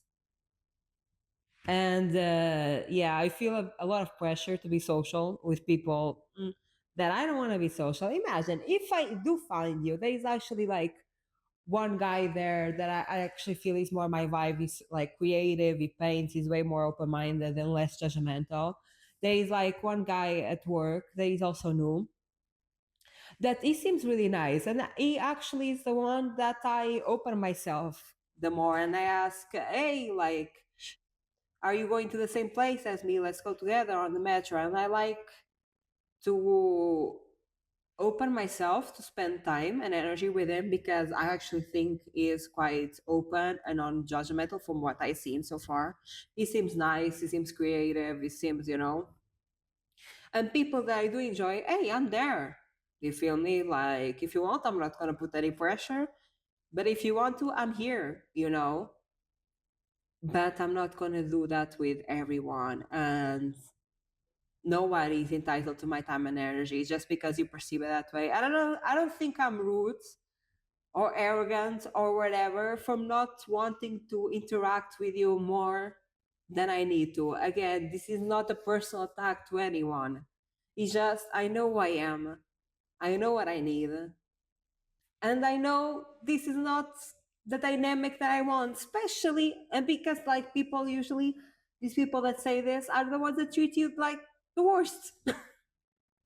People that are like the most mean and the most like hurtful, and they like to put in the digs, you feel me? Like to kind of put you down slowly and like not slowly, like put you down lightly. I think like it depends on the social environment and the work environment. There are some work environments that awful behavior is tolerated, so those people can really be like mean, like hurtful. And there are other social environments or work environments where that is not as accepted, but people still are, but in like light ways. You feel me?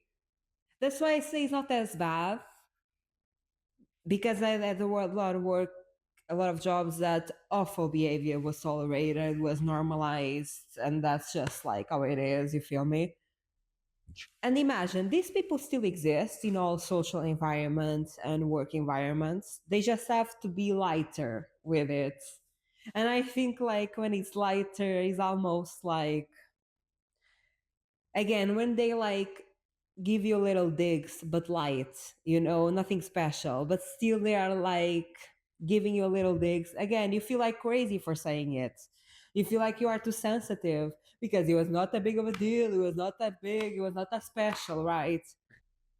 Something doesn't need to be huge to hurt me. I don't need to go through earth shattering trauma to be valid in my pain. Even when I went through our earth shattering trauma and mind's life shattering trauma, I was still not valid in my emotions, right? I was still overreacting. I was still crazy. So, really, all emotional reactions, just you are the crazy one. But yeah, overall, when I say work, like when I talk about work, it's not that bad, really. I've been through worse, but still, I want to acknowledge and I want to validate myself. And I want to say to myself that I'm valid in the way that I feel. And I'm valid in having agency over my time and energy. And I'm valid in not allowing other people all of my energy and all of my time. And I'm valid in being more reserved with some people and not interacting as much with other people. Because again, this is something that I didn't always think this way because again, I've been so manipulated, so gaslighted to think another way that I even at some point like, am I the one that is crazy? Should I spend and invest time with these people? Am I being mean for not investing my time and not spending time with these people? And I'm just like here trying to validate myself and saying, even if it's small, it's still valid. Even if it's not life shattering trauma, it is still valid. All that I feel is always valid and it deserves space and it deserves love and acceptance. So, this was my rant. I'm sorry if it was a bit long. I just like to come here and talk. I don't talk and I don't express myself to people, you feel me, a lot. I express myself, you feel me. But I don't know, I just love to come here. I love to do this.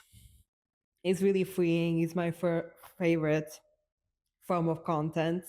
So if this is a bit long, I'm sorry, guys. But I do it because I love it. I'm being selfish in this pursuit, as you should be, honestly. If it's something that you love, something that you're passionate about, being selfish is not a bad thing, right?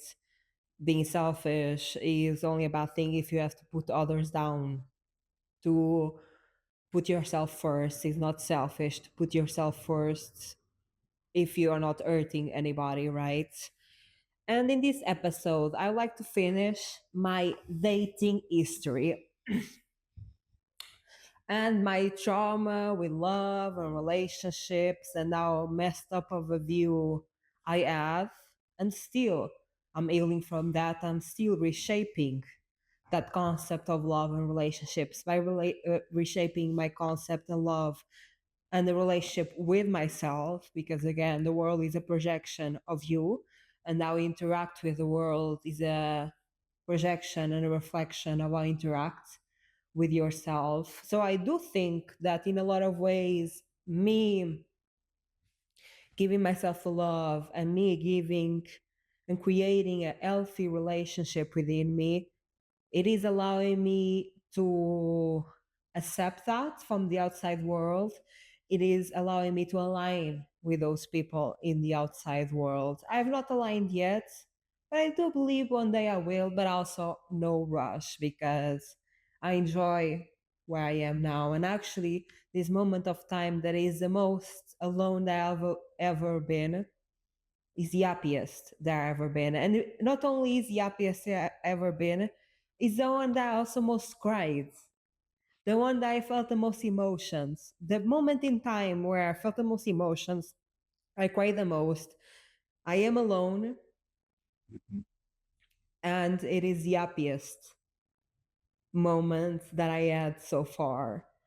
And also, I think, again, is that manipulation and that is projected onto you that I think, like, at the beginning I tripped myself, like, should I be this happy in being alone? Like, should I be this happy in feeling emotions? Because I felt like nobody felt this way and I felt invalidated by that. And also because people projecting that onto me. But I have accepted, like, I like where I am now. And if I like it, that's all that matters.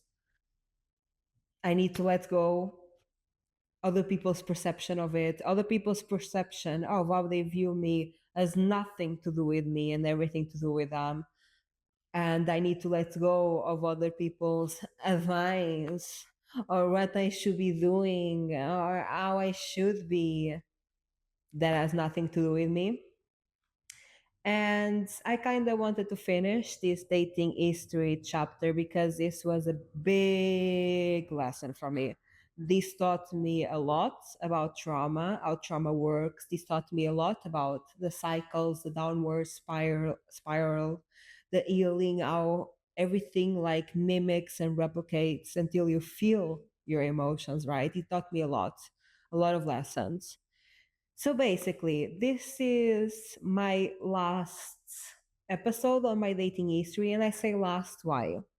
When I'm talking about my dating history, I'm talking most about the trauma of being groomed by my father, having a distorted perception of love due to the relationship with my parents, and being essayed.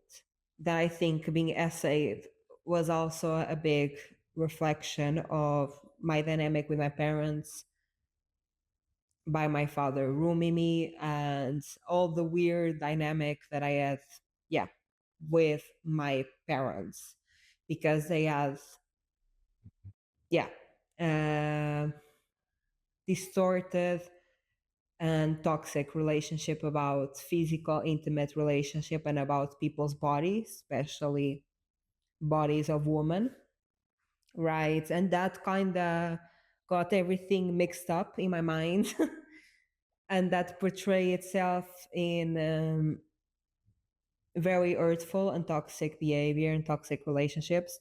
And these free relationships that I talk about, you need to listen to the last two episodes to get the full story.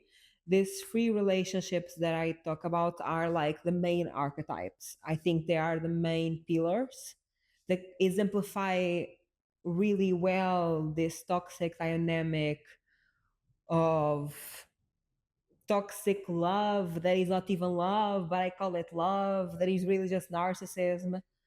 And then a lot of essay and lack of consent and lack of choice over my body, and also guilt.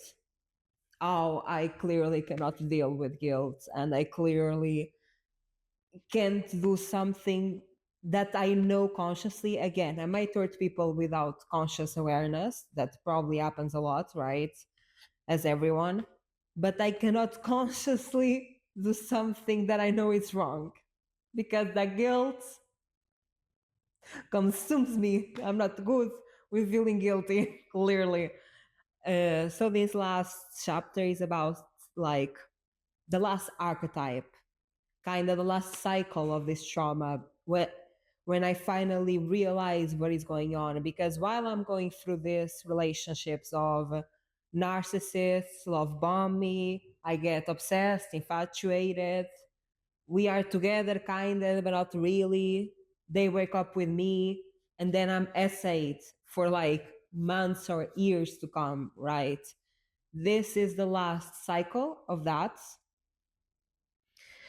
And this is when I moved to a different city in Portugal. So basically, I lived in my parents' home, and I talked about this, I think, in my first episode of living with narcissist parents, the first episode of season two, um, where I lived with my parents, right? And I was experiencing a lot of trauma.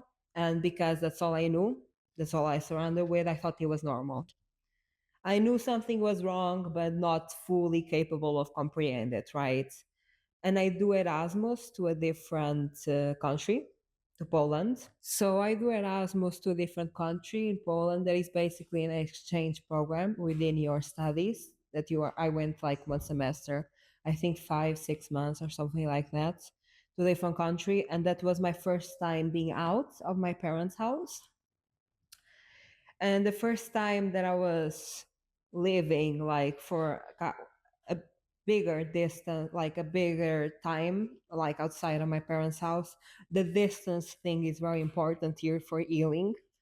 I realized how much better I felt. I was like, oh my God, like I'm free for the first time. I love it here. I want to come back, right? And when the exchange program finished, I was like petrified because I'm like, I can't go back to that place. I can't. I experience freedom. I can't. So, like, my best solution here, like, a friend at the time told me, there is like this different city in Portugal that is like cheaper to live because, again, I'm traumatized, I'm poor, I have nothing. I only have myself. You feel me?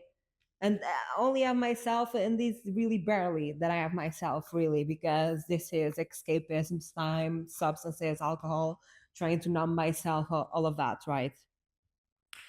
So like my friend told me, there's a city in Portugal that is like cheaper to live in and you can like kind of manage.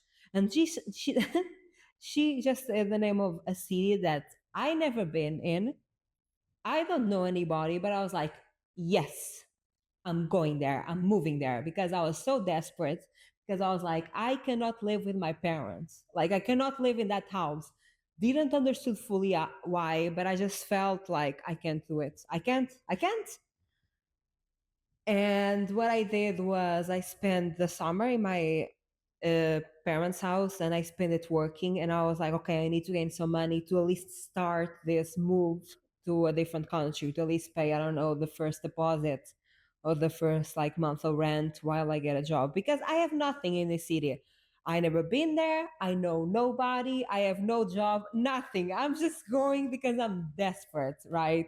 So I pack my bags. I leave at the end of the summer, like I work during the summer, a job that I'm going to do an episode about because it was quite unique. I pack my bags, right? I live in the end of summer with barely money, you feel me, like some money to start. And I go to this new city, right? And in this new city, I live in a student area because like the student areas, like the rent was cheaper. The quality isn't great. The quality of housing and everything is not great. It's quite crazy, actually. Like that city where I lived, there was a lot of crime, a lot of substances, a lot of policemen, a lot of shootings, a lot of knifings. Like I have so many stories. I have so many stories. Like I have so many crazy stories of that place as well. I'm laughing, but I'm laughing to cope with my experiences because this is actually not funny at all. So yeah, I go to this like new city. I get a job that is also yeah a job at the call center. I got like another job before that. No, actually two other jobs that also crazy stories. Wherever I get a job at the call center that kinda it doesn't pay immensely well, but it like pays a little more than most jobs, but it's not a lot. because Portugal, the economy, you barely make to survive, right? But oh well, like I can do my things. I can have an house. I can have food.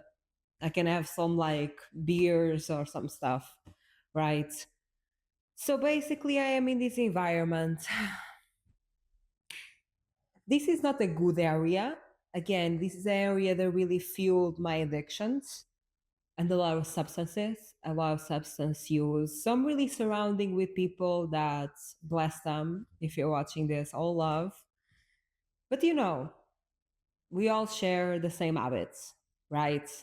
And I meet this guy that basically I'm new here. So I don't know like anybody really deeply. Maybe I have one friend or two that I consider like friends. I mean, most of the people that I'm knowing is just, drunk and haze.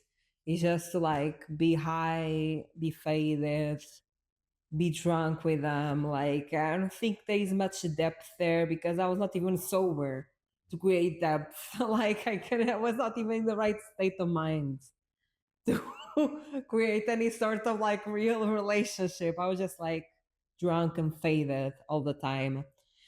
But whatever. Like I meet this guy, and this guy basically is dating a girl that I know. They were like we're not friends, but they like she's friends of people that I know. Again, like I don't look at this time. I only see like one or two people, three maybe, that I really made a connection with, and I really appreciated their connection and friendship, because in a lot of ways, like those two or three people, they meant a lot at that time, and I was in a really bad place at that time, and they actually show me a good amount of kindness. They actually show me, they were not perfect, but they show me more kindness than ever anyone has ever shown me. So I really appreciate that. But yeah, there is this guy that I know, he's dating a girl, there is friends of people that I know. This time of my life, I'm also drunk, faded, like the pieces of the puzzle are not like puzzling in my mind right now, right? But whatever, he's dating this girl. Their relationship is really toxic and unhealthy, but it's not my place to speak in. And the moment that he's dating her, I start again getting the obsession, the infatuation, because guess what? He's also like doing the love bombing. I don't know if he's a narcissist, because honestly, my mind, I was not even like sober enough to make like logic of things. The things that I remember are under a very faded lens, are under like the memories that I have are very distorted. Like I don't, yeah, because I was not in a great place and I was never sober. Um, but yeah, like I started getting infatuated by him. But imagine I'm so faded and so drunk at this point. That's I am, I guess, infatuated and a bit obsessed with him. But I'm so not sober that I barely, it doesn't take that much hold on me because I'm numbing myself, right? But whatever, like the pandemic comes and we are locked in house. Like in Portugal, we had a lockdown that we couldn't leave the house for like months, right? Um, and I broke rules during that time. Did I party during that time? Yes. Was I on the other people's houses when I shouldn't? Yes. But also I had no that was a very dark time in my life. I didn't care if I lived or not lived. Like I didn't care less. Like I was that was I think the peak, the height of me really reaching a breaking point, and that was in that city that I decided to move to a different country and heal, because I was like, oh, this is bad. This is no joke anymore. Like I'm reaching here a breaking point. Absolutely. So lockdown comes, the guy basically breaks up with his girlfriend because it was very toxic. Not my place to speak. And again, we start seeing each other, not dating. I'm not his girlfriend or any of that. The memories that I have, again, everything is under a smoky lens because a lot of smoke, honestly, a lot of things, a lot of substances, a lot of alcohol, whatever. We, I guess, see each other for like a few months. I don't even remember how much time it was. Like this time is really easy for me.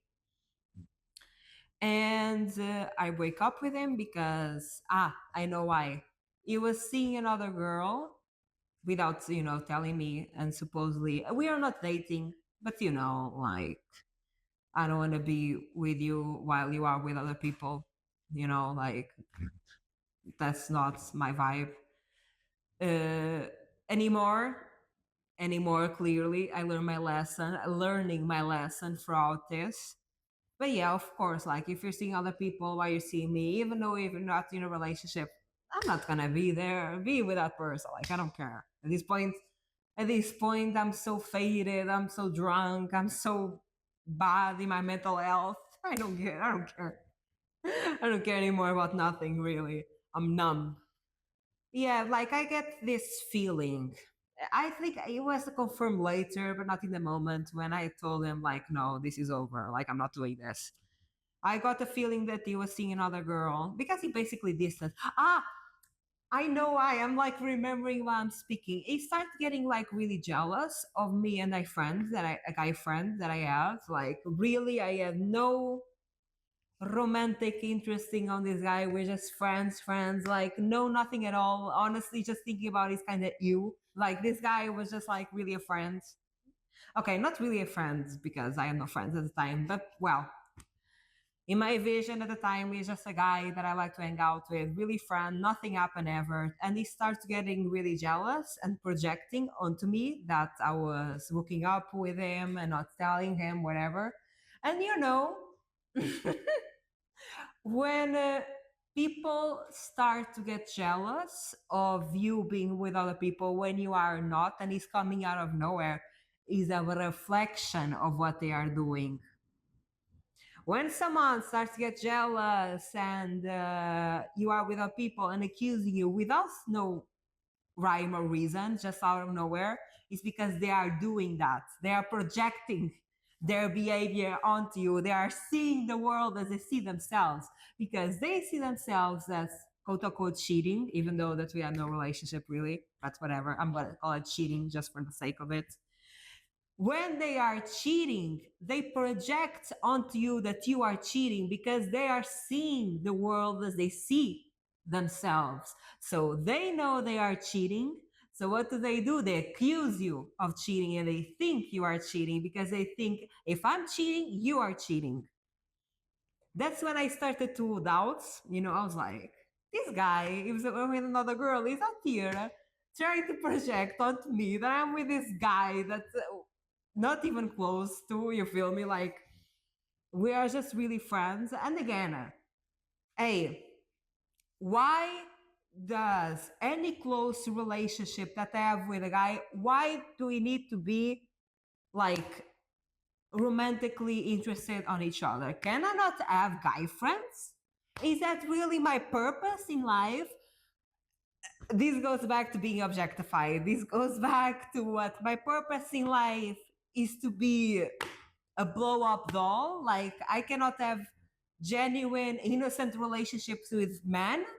All men that I encounter, I need to be physically intimate with them. I cannot have a genuine friendship level innocent connection with them. Like, hello, are we okay?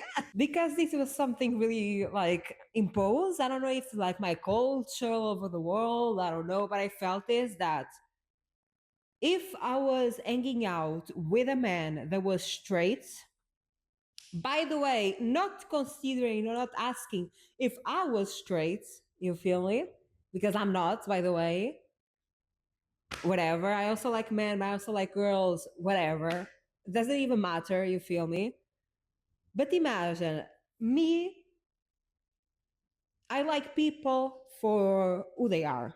I don't care what you look like. I don't care how your body looks like. I like you because of your personality, because of what you have to say, because of your perspective of the world that I wish will be how people see me, but unfortunately is not.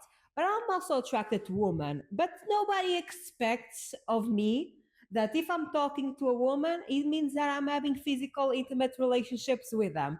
But people expect from me, and they assume that I'm interacting with a man, that I'm having physical, intimate relationship with them. And I'm like, can we not have like innocent, genuine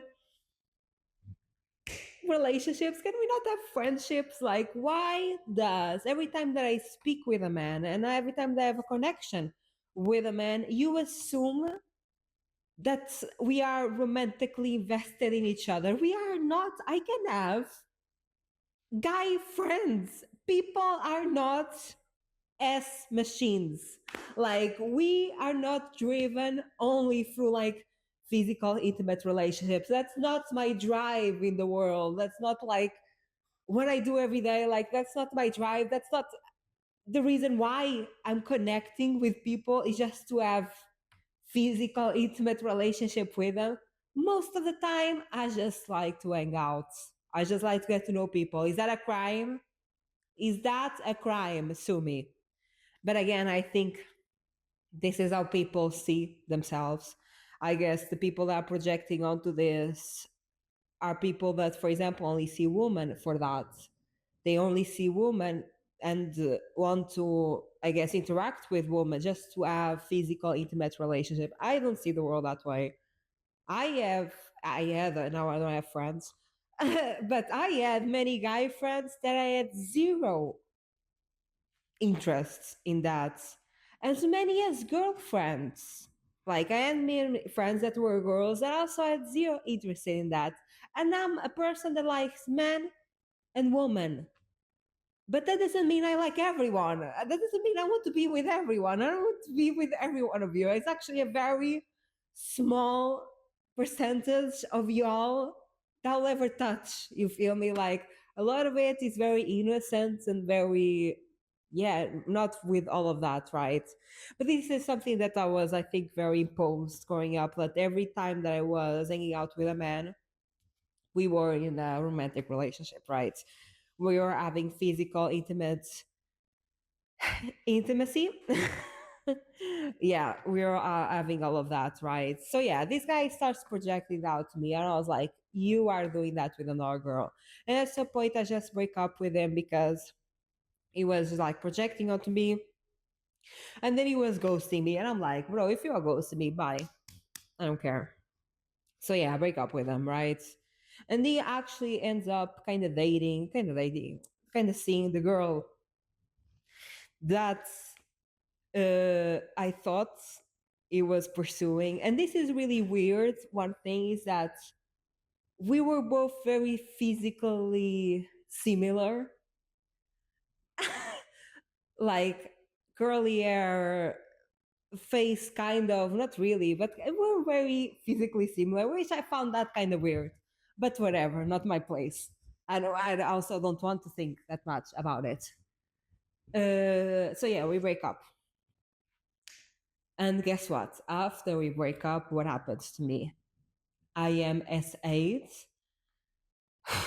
I don't know how many times this was. I know it was not as much times as it were before, like with the last guy, because I correlate almost the essay, like the longer the time and the more I was obsessed with a guy, the more I was S8. Like, that's kind of the correlation that I feel like happened there. Like, while I am obsessed with these guys, I'm not S8. The moment that I am with these guys and we break up, I go through SA. This time I went through SA, and again, this deserve an episode each, these stories, right? They deserve for me to break it down in one episode each, not to tell everything now, because it's also a lot to take in. It's a lot to say.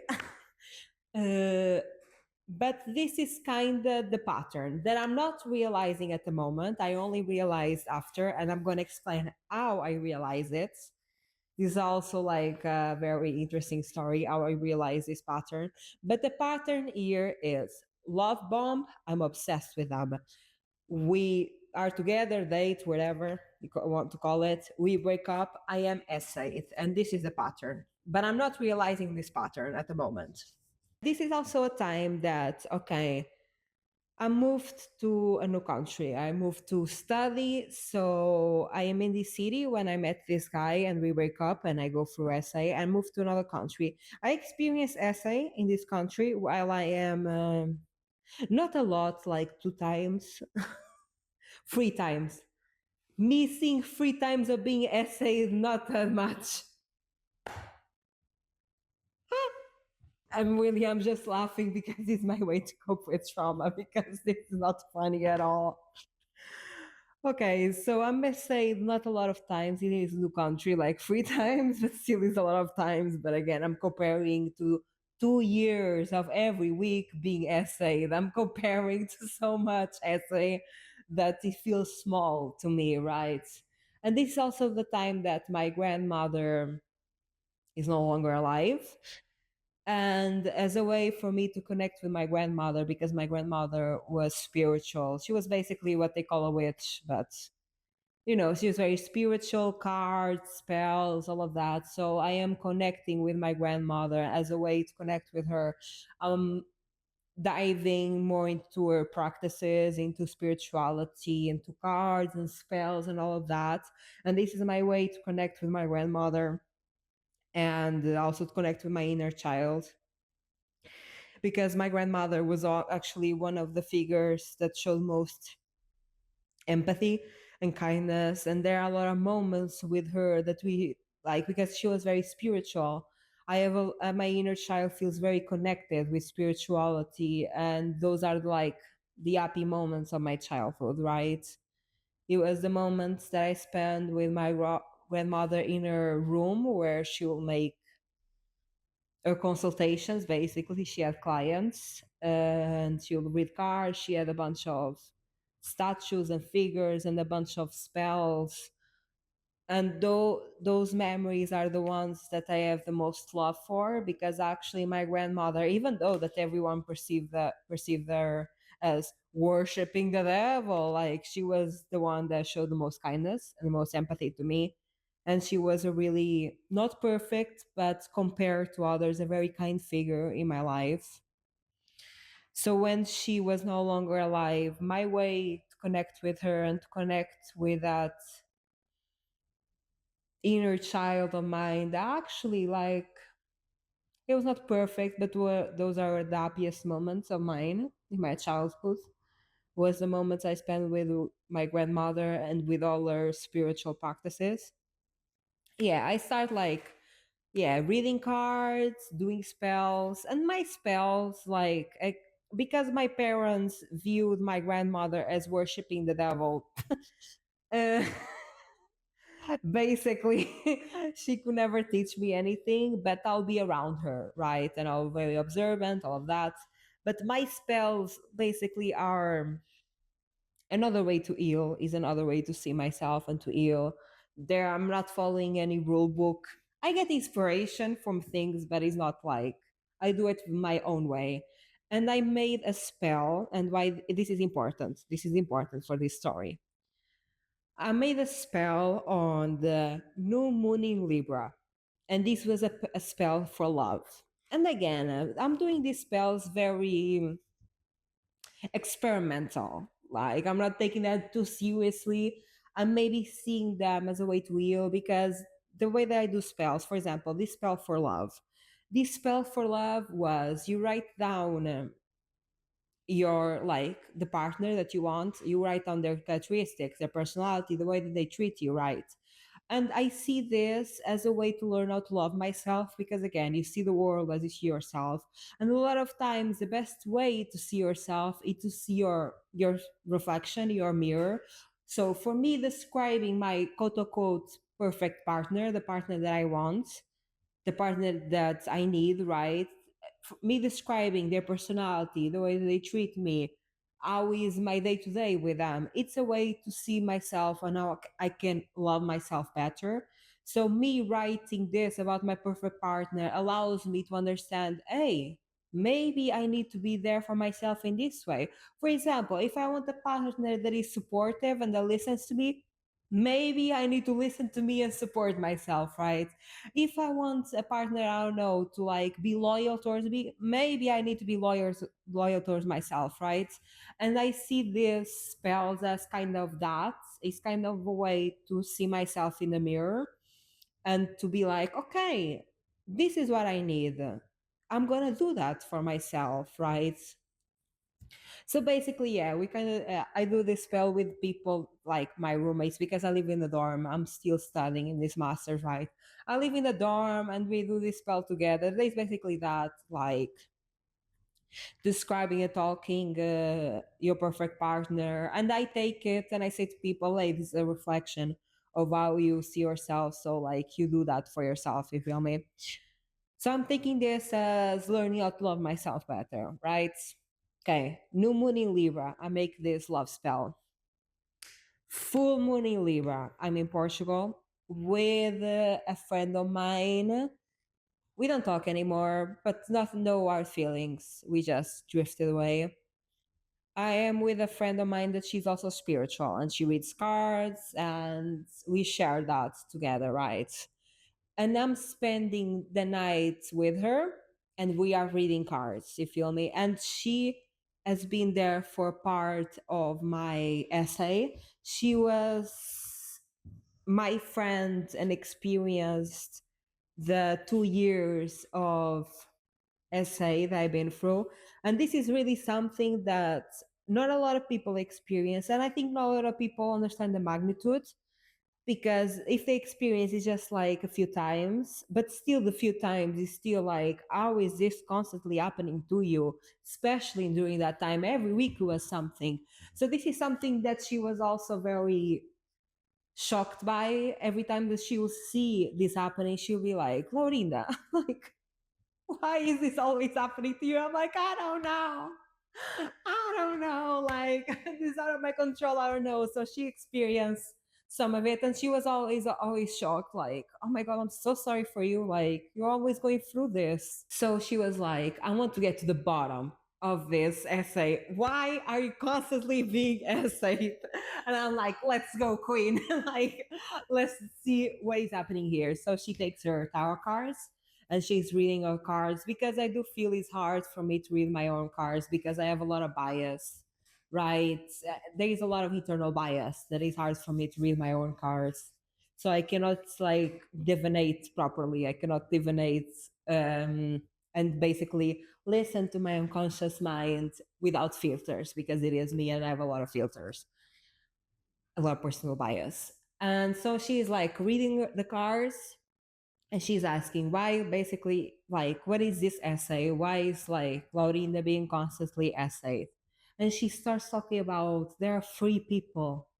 There are free people. And I'm like, there are free people. What do you mean? And she was like, there are free people. It starts with the first. And I was like, with the first, what do you mean? And she was like, when was the first time that you were in love? And that's, I think, I don't know if this was the correct words, but that she was saying like free, and when it was the first time, and then when it was your first love, it was something like that. And like when I heard that, I was like, when was the first time that I was in love? And I remember 2 episodes ago, I remember something that I completely forgot. I completely forgot about this situation because I was very young. I was like 13, right? I completely forgot this, right? I remember the guy with my best friends. Basically, he was dating my best friend, and we whatever were together. Uh, and then she essayed me with another guy, with another kid, with another teenager. I need to be careful with the way I say this because we were very young, you know. And I have completely forgotten the situation. This was like 2 episodes ago, my first love, if I'm not mistaken. I completely forgot the situation. And then, like she was telling me, it's free.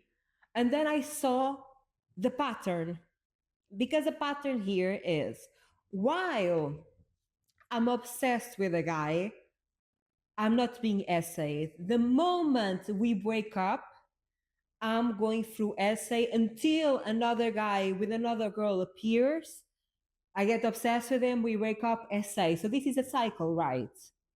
And like that moment, I remember the first time, basically, that's the first time that I was in love with the best friend. Then I suffer essay, right? And I was like, oh my God, I completely forgot about this. Oh my God. And I saw the pattern and I was like, I set myself from guilt. Because I think a big thing that was keeping me in this trauma was me feeling guilty for what I've done to my best friend. Even though she was not great, even though she was no friend at all, but the way that I perceived her, I called her best friend and I was disloyal, I was dishonest, I hurt her, and I felt like I cheated on her. And this guilt that stayed within me, I think it was the main driving force for me to always be stuck in this pattern of guy in a relationship. I'm obsessed with them. We date. I'm not being essay. The moment that we break up, I go through so much essay, being essayed several times. And again, I'm not blaming myself because it's not my fault. It's not my fault the people are objectifying me. It's not my fault that these men are essaying me. It's not my fault that I'm being touched without my consent. None of this is my fault, but it showed me the cyclical nature of trauma. It showed me how these things, how trauma works, how the mind works, even unconsciously, even without consciousness, right? It's almost, even though it's unconscious, even though it's not your fault, like it's not you that is putting yourself in those situations, because at the end of the day, it's not my fault that these men are touching me without my consent.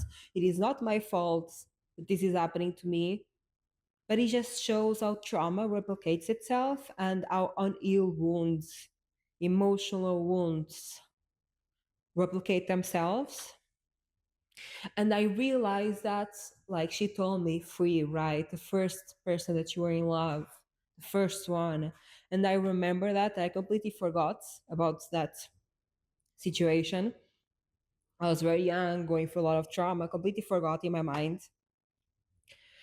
I realized and I was like, I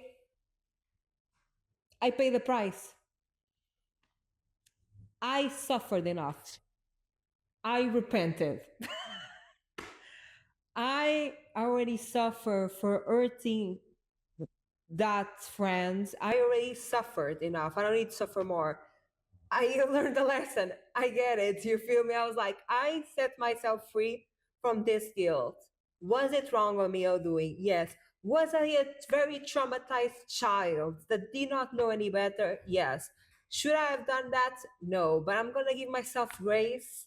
I'm forgiving myself, because the biggest forgiveness is not the ones that you give to others, is the one that you give yourself. And I really had to forgive myself in that moment, saying, I'm not a perfect human. I don't need to be perfect. I'm going to make mistakes. I'm going to be flawed. I'm going to hurt people. And that's okay. I think it shows, I like to think it shows a lot of empathy of how guilty I felt. I think it shows a lot of compassion for someone that honestly just also traumatized me, hurt me, but I called her a friend. I think it shows how innocent also my empathy and compassion was, because it was never about the guys. It was never about them. It was about the girls. It was about feeling like I cheated on the woman because they were in a relationship with them, and I felt guilty for messing that up. Honestly, looking back, I didn't care about the man. It was about the woman. It was about the innocent connection that I had with this woman. and how guilty I felt for betraying them. And that was a big lesson. And I remember that night with my friend, her reading my cards and me realizing this. The next day or that night, I remember, I didn't know this before we were doing this, but then I look at the moon, and guess what? It was a full moon in Libra. And I don't know, I just think I love this stuff. I love the, yeah, just because we don't understand the chaos, it doesn't mean it lacks order. Just because we don't understand what is happening to us, it doesn't mean it doesn't have a purpose and reasoning. And that healing and overcoming is about being open about your natural processes. It's not about denying yourself, rejecting yourself, suppressing yourself. It's quite the opposite. It's about being open to feel and being open to feel the pain that these experiences bring, because it's only when you feel the pain that these experiences bring that you are set free. Yeah, this is the final chapter of my dating history. Right now, I'm not looking to date. I'm far away from those vibes.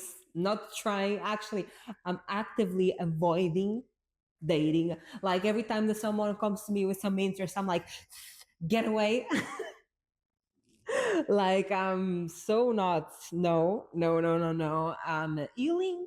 I'm reshaping my relationship with myself. I'm reshaping my dynamics with myself. Like I don't want people near me, not at all. I've been actively single in the sense of actively not trying to be with anyone. Let me go, get out for like 1 year and something. And honestly, I'm not mad at it. I think I also set myself free from the pressure of being in a relationship and set myself free from the pressure of having a romantic relationship, because I think that something was very instilled growing up in my culture, that like the happiness of life is you getting in a relationship, married, kids, a house, a family, da da da. And that's the path. And that's how you're going to be happy. And that's what you should do. And I'm like, I'm not rejecting that fully, but also I'm not putting my pressure in myself to do that. If I'm happy now, why would I want to chase anything more than that? If I'm happy right now, as I am alone, single, why am I trying to force myself into something that one only brought me like severe trauma? Only brought me like severe pain, severe trauma, only robbed me from my time, energy, and happiness. Why? Why will I chase a romantic relationship when in my experience it was just extremely traumatizing? And also, where now I'm so happy where I am, I'm so happy single, I'm so happy alone. It's so peaceful. I don't have to deal with any BS. Okay, I have to deal with some BS for some people, only for me. But I don't have to deal with more BS than I have to deal. And I'm not putting myself the pressure to be in the relationship. If I'm happy right now, why should I do that? Why should I seek that? And again, I'm not judging anyone that does it. Everyone has their own little way to be happy, but I am no longer putting myself pressure in something that I don't even know if it's gonna make me happy, to be honest. Like in my experience, it never did. You know, maybe I'm a bit disillusioned with love and all of that, but I also think we put so much pressure, like love. Like, okay, I get it, but I think I don't know. I think there is so much pressure to be in a relationship and to be with someone and to love a person, and I'm like, that pressure to love somebody, I'm doing that to love myself. The love that I'm giving myself is more fulfilling than any love anybody ever gave me, right? Again, most people did not give me love. they gave me trauma. Maybe that's a story, a part of that. And in the future, I might change my mind. I never know, you feel me? But right now, this is where I am. Alone, happily so, single, happily so, and not trying to force that to change. Hey, if it happens, if I find someone really like compassionate, empathetic, accepting, like my vibe, and if I'm dating tomorrow, okay, this is a overstatement. I'm not doing that. But in the future, wherever, if I find that person, yes. But like, I'm not gonna force anything. I'm not gonna force things to work out. I'm not gonna force me to be in love, look for a relationship, and all of that because, yeah, I don't see the point. I don't see the point really. Like, I think the life that I have now alone is the happiest that I've ever been. And every time that I force something with people, it's just traumatic, really. It's just trauma city, trauma town. And I'm not mad at it, actually. Like, I'm actually quite satisfied where I am now. And I'm not mad that I'm not looking for love. And actually, I'm quite free that I set myself from that expectation. I'm quite, yeah, like lighter because I'm not forcing anything. I'm forcing anything to happen and thinking to myself, oh, I should be doing this or I should be doing that. No, if I'm happy now, I'm happy now. I'm going to enjoy it. I deserve to enjoy some peace and quiet. So, yeah, I'm grateful for this moment in time that were hard, absolutely. But I'm grateful that I have the tools and the techniques to overcome these experiences, and I'm grateful that I've overcome them and that I know the path of healing, right? I know what to do now to overcome and heal trauma. I'm grateful for the tools, the techniques that I gain. I'm grateful for my openness to feel. I'm grateful for the person that I am today. Oh, I'm grateful for versions of me, but I'm particularly grateful of the person I am today because he really brought me a lot of peace, acceptance, and love. I'm grateful that I was capable to become that person for myself, to become a person that validates me, that accepts me, that loves me, doesn't shame me, doesn't judge me. Of course, I'm not perfect, right? There are parts of me that still shame myself, judge myself, and I'm grateful that I'm learning. To even embrace those parts, even embrace the parts that I judge myself, even embrace the parts that I know I'm not being healthy. Embrace them and say, hey, no matter what you do, no matter how you feel, no matter who you are today, I'll still accept you and love you. Thank you so much for listening. I hope you have a good night or day whenever you're listening. Bye.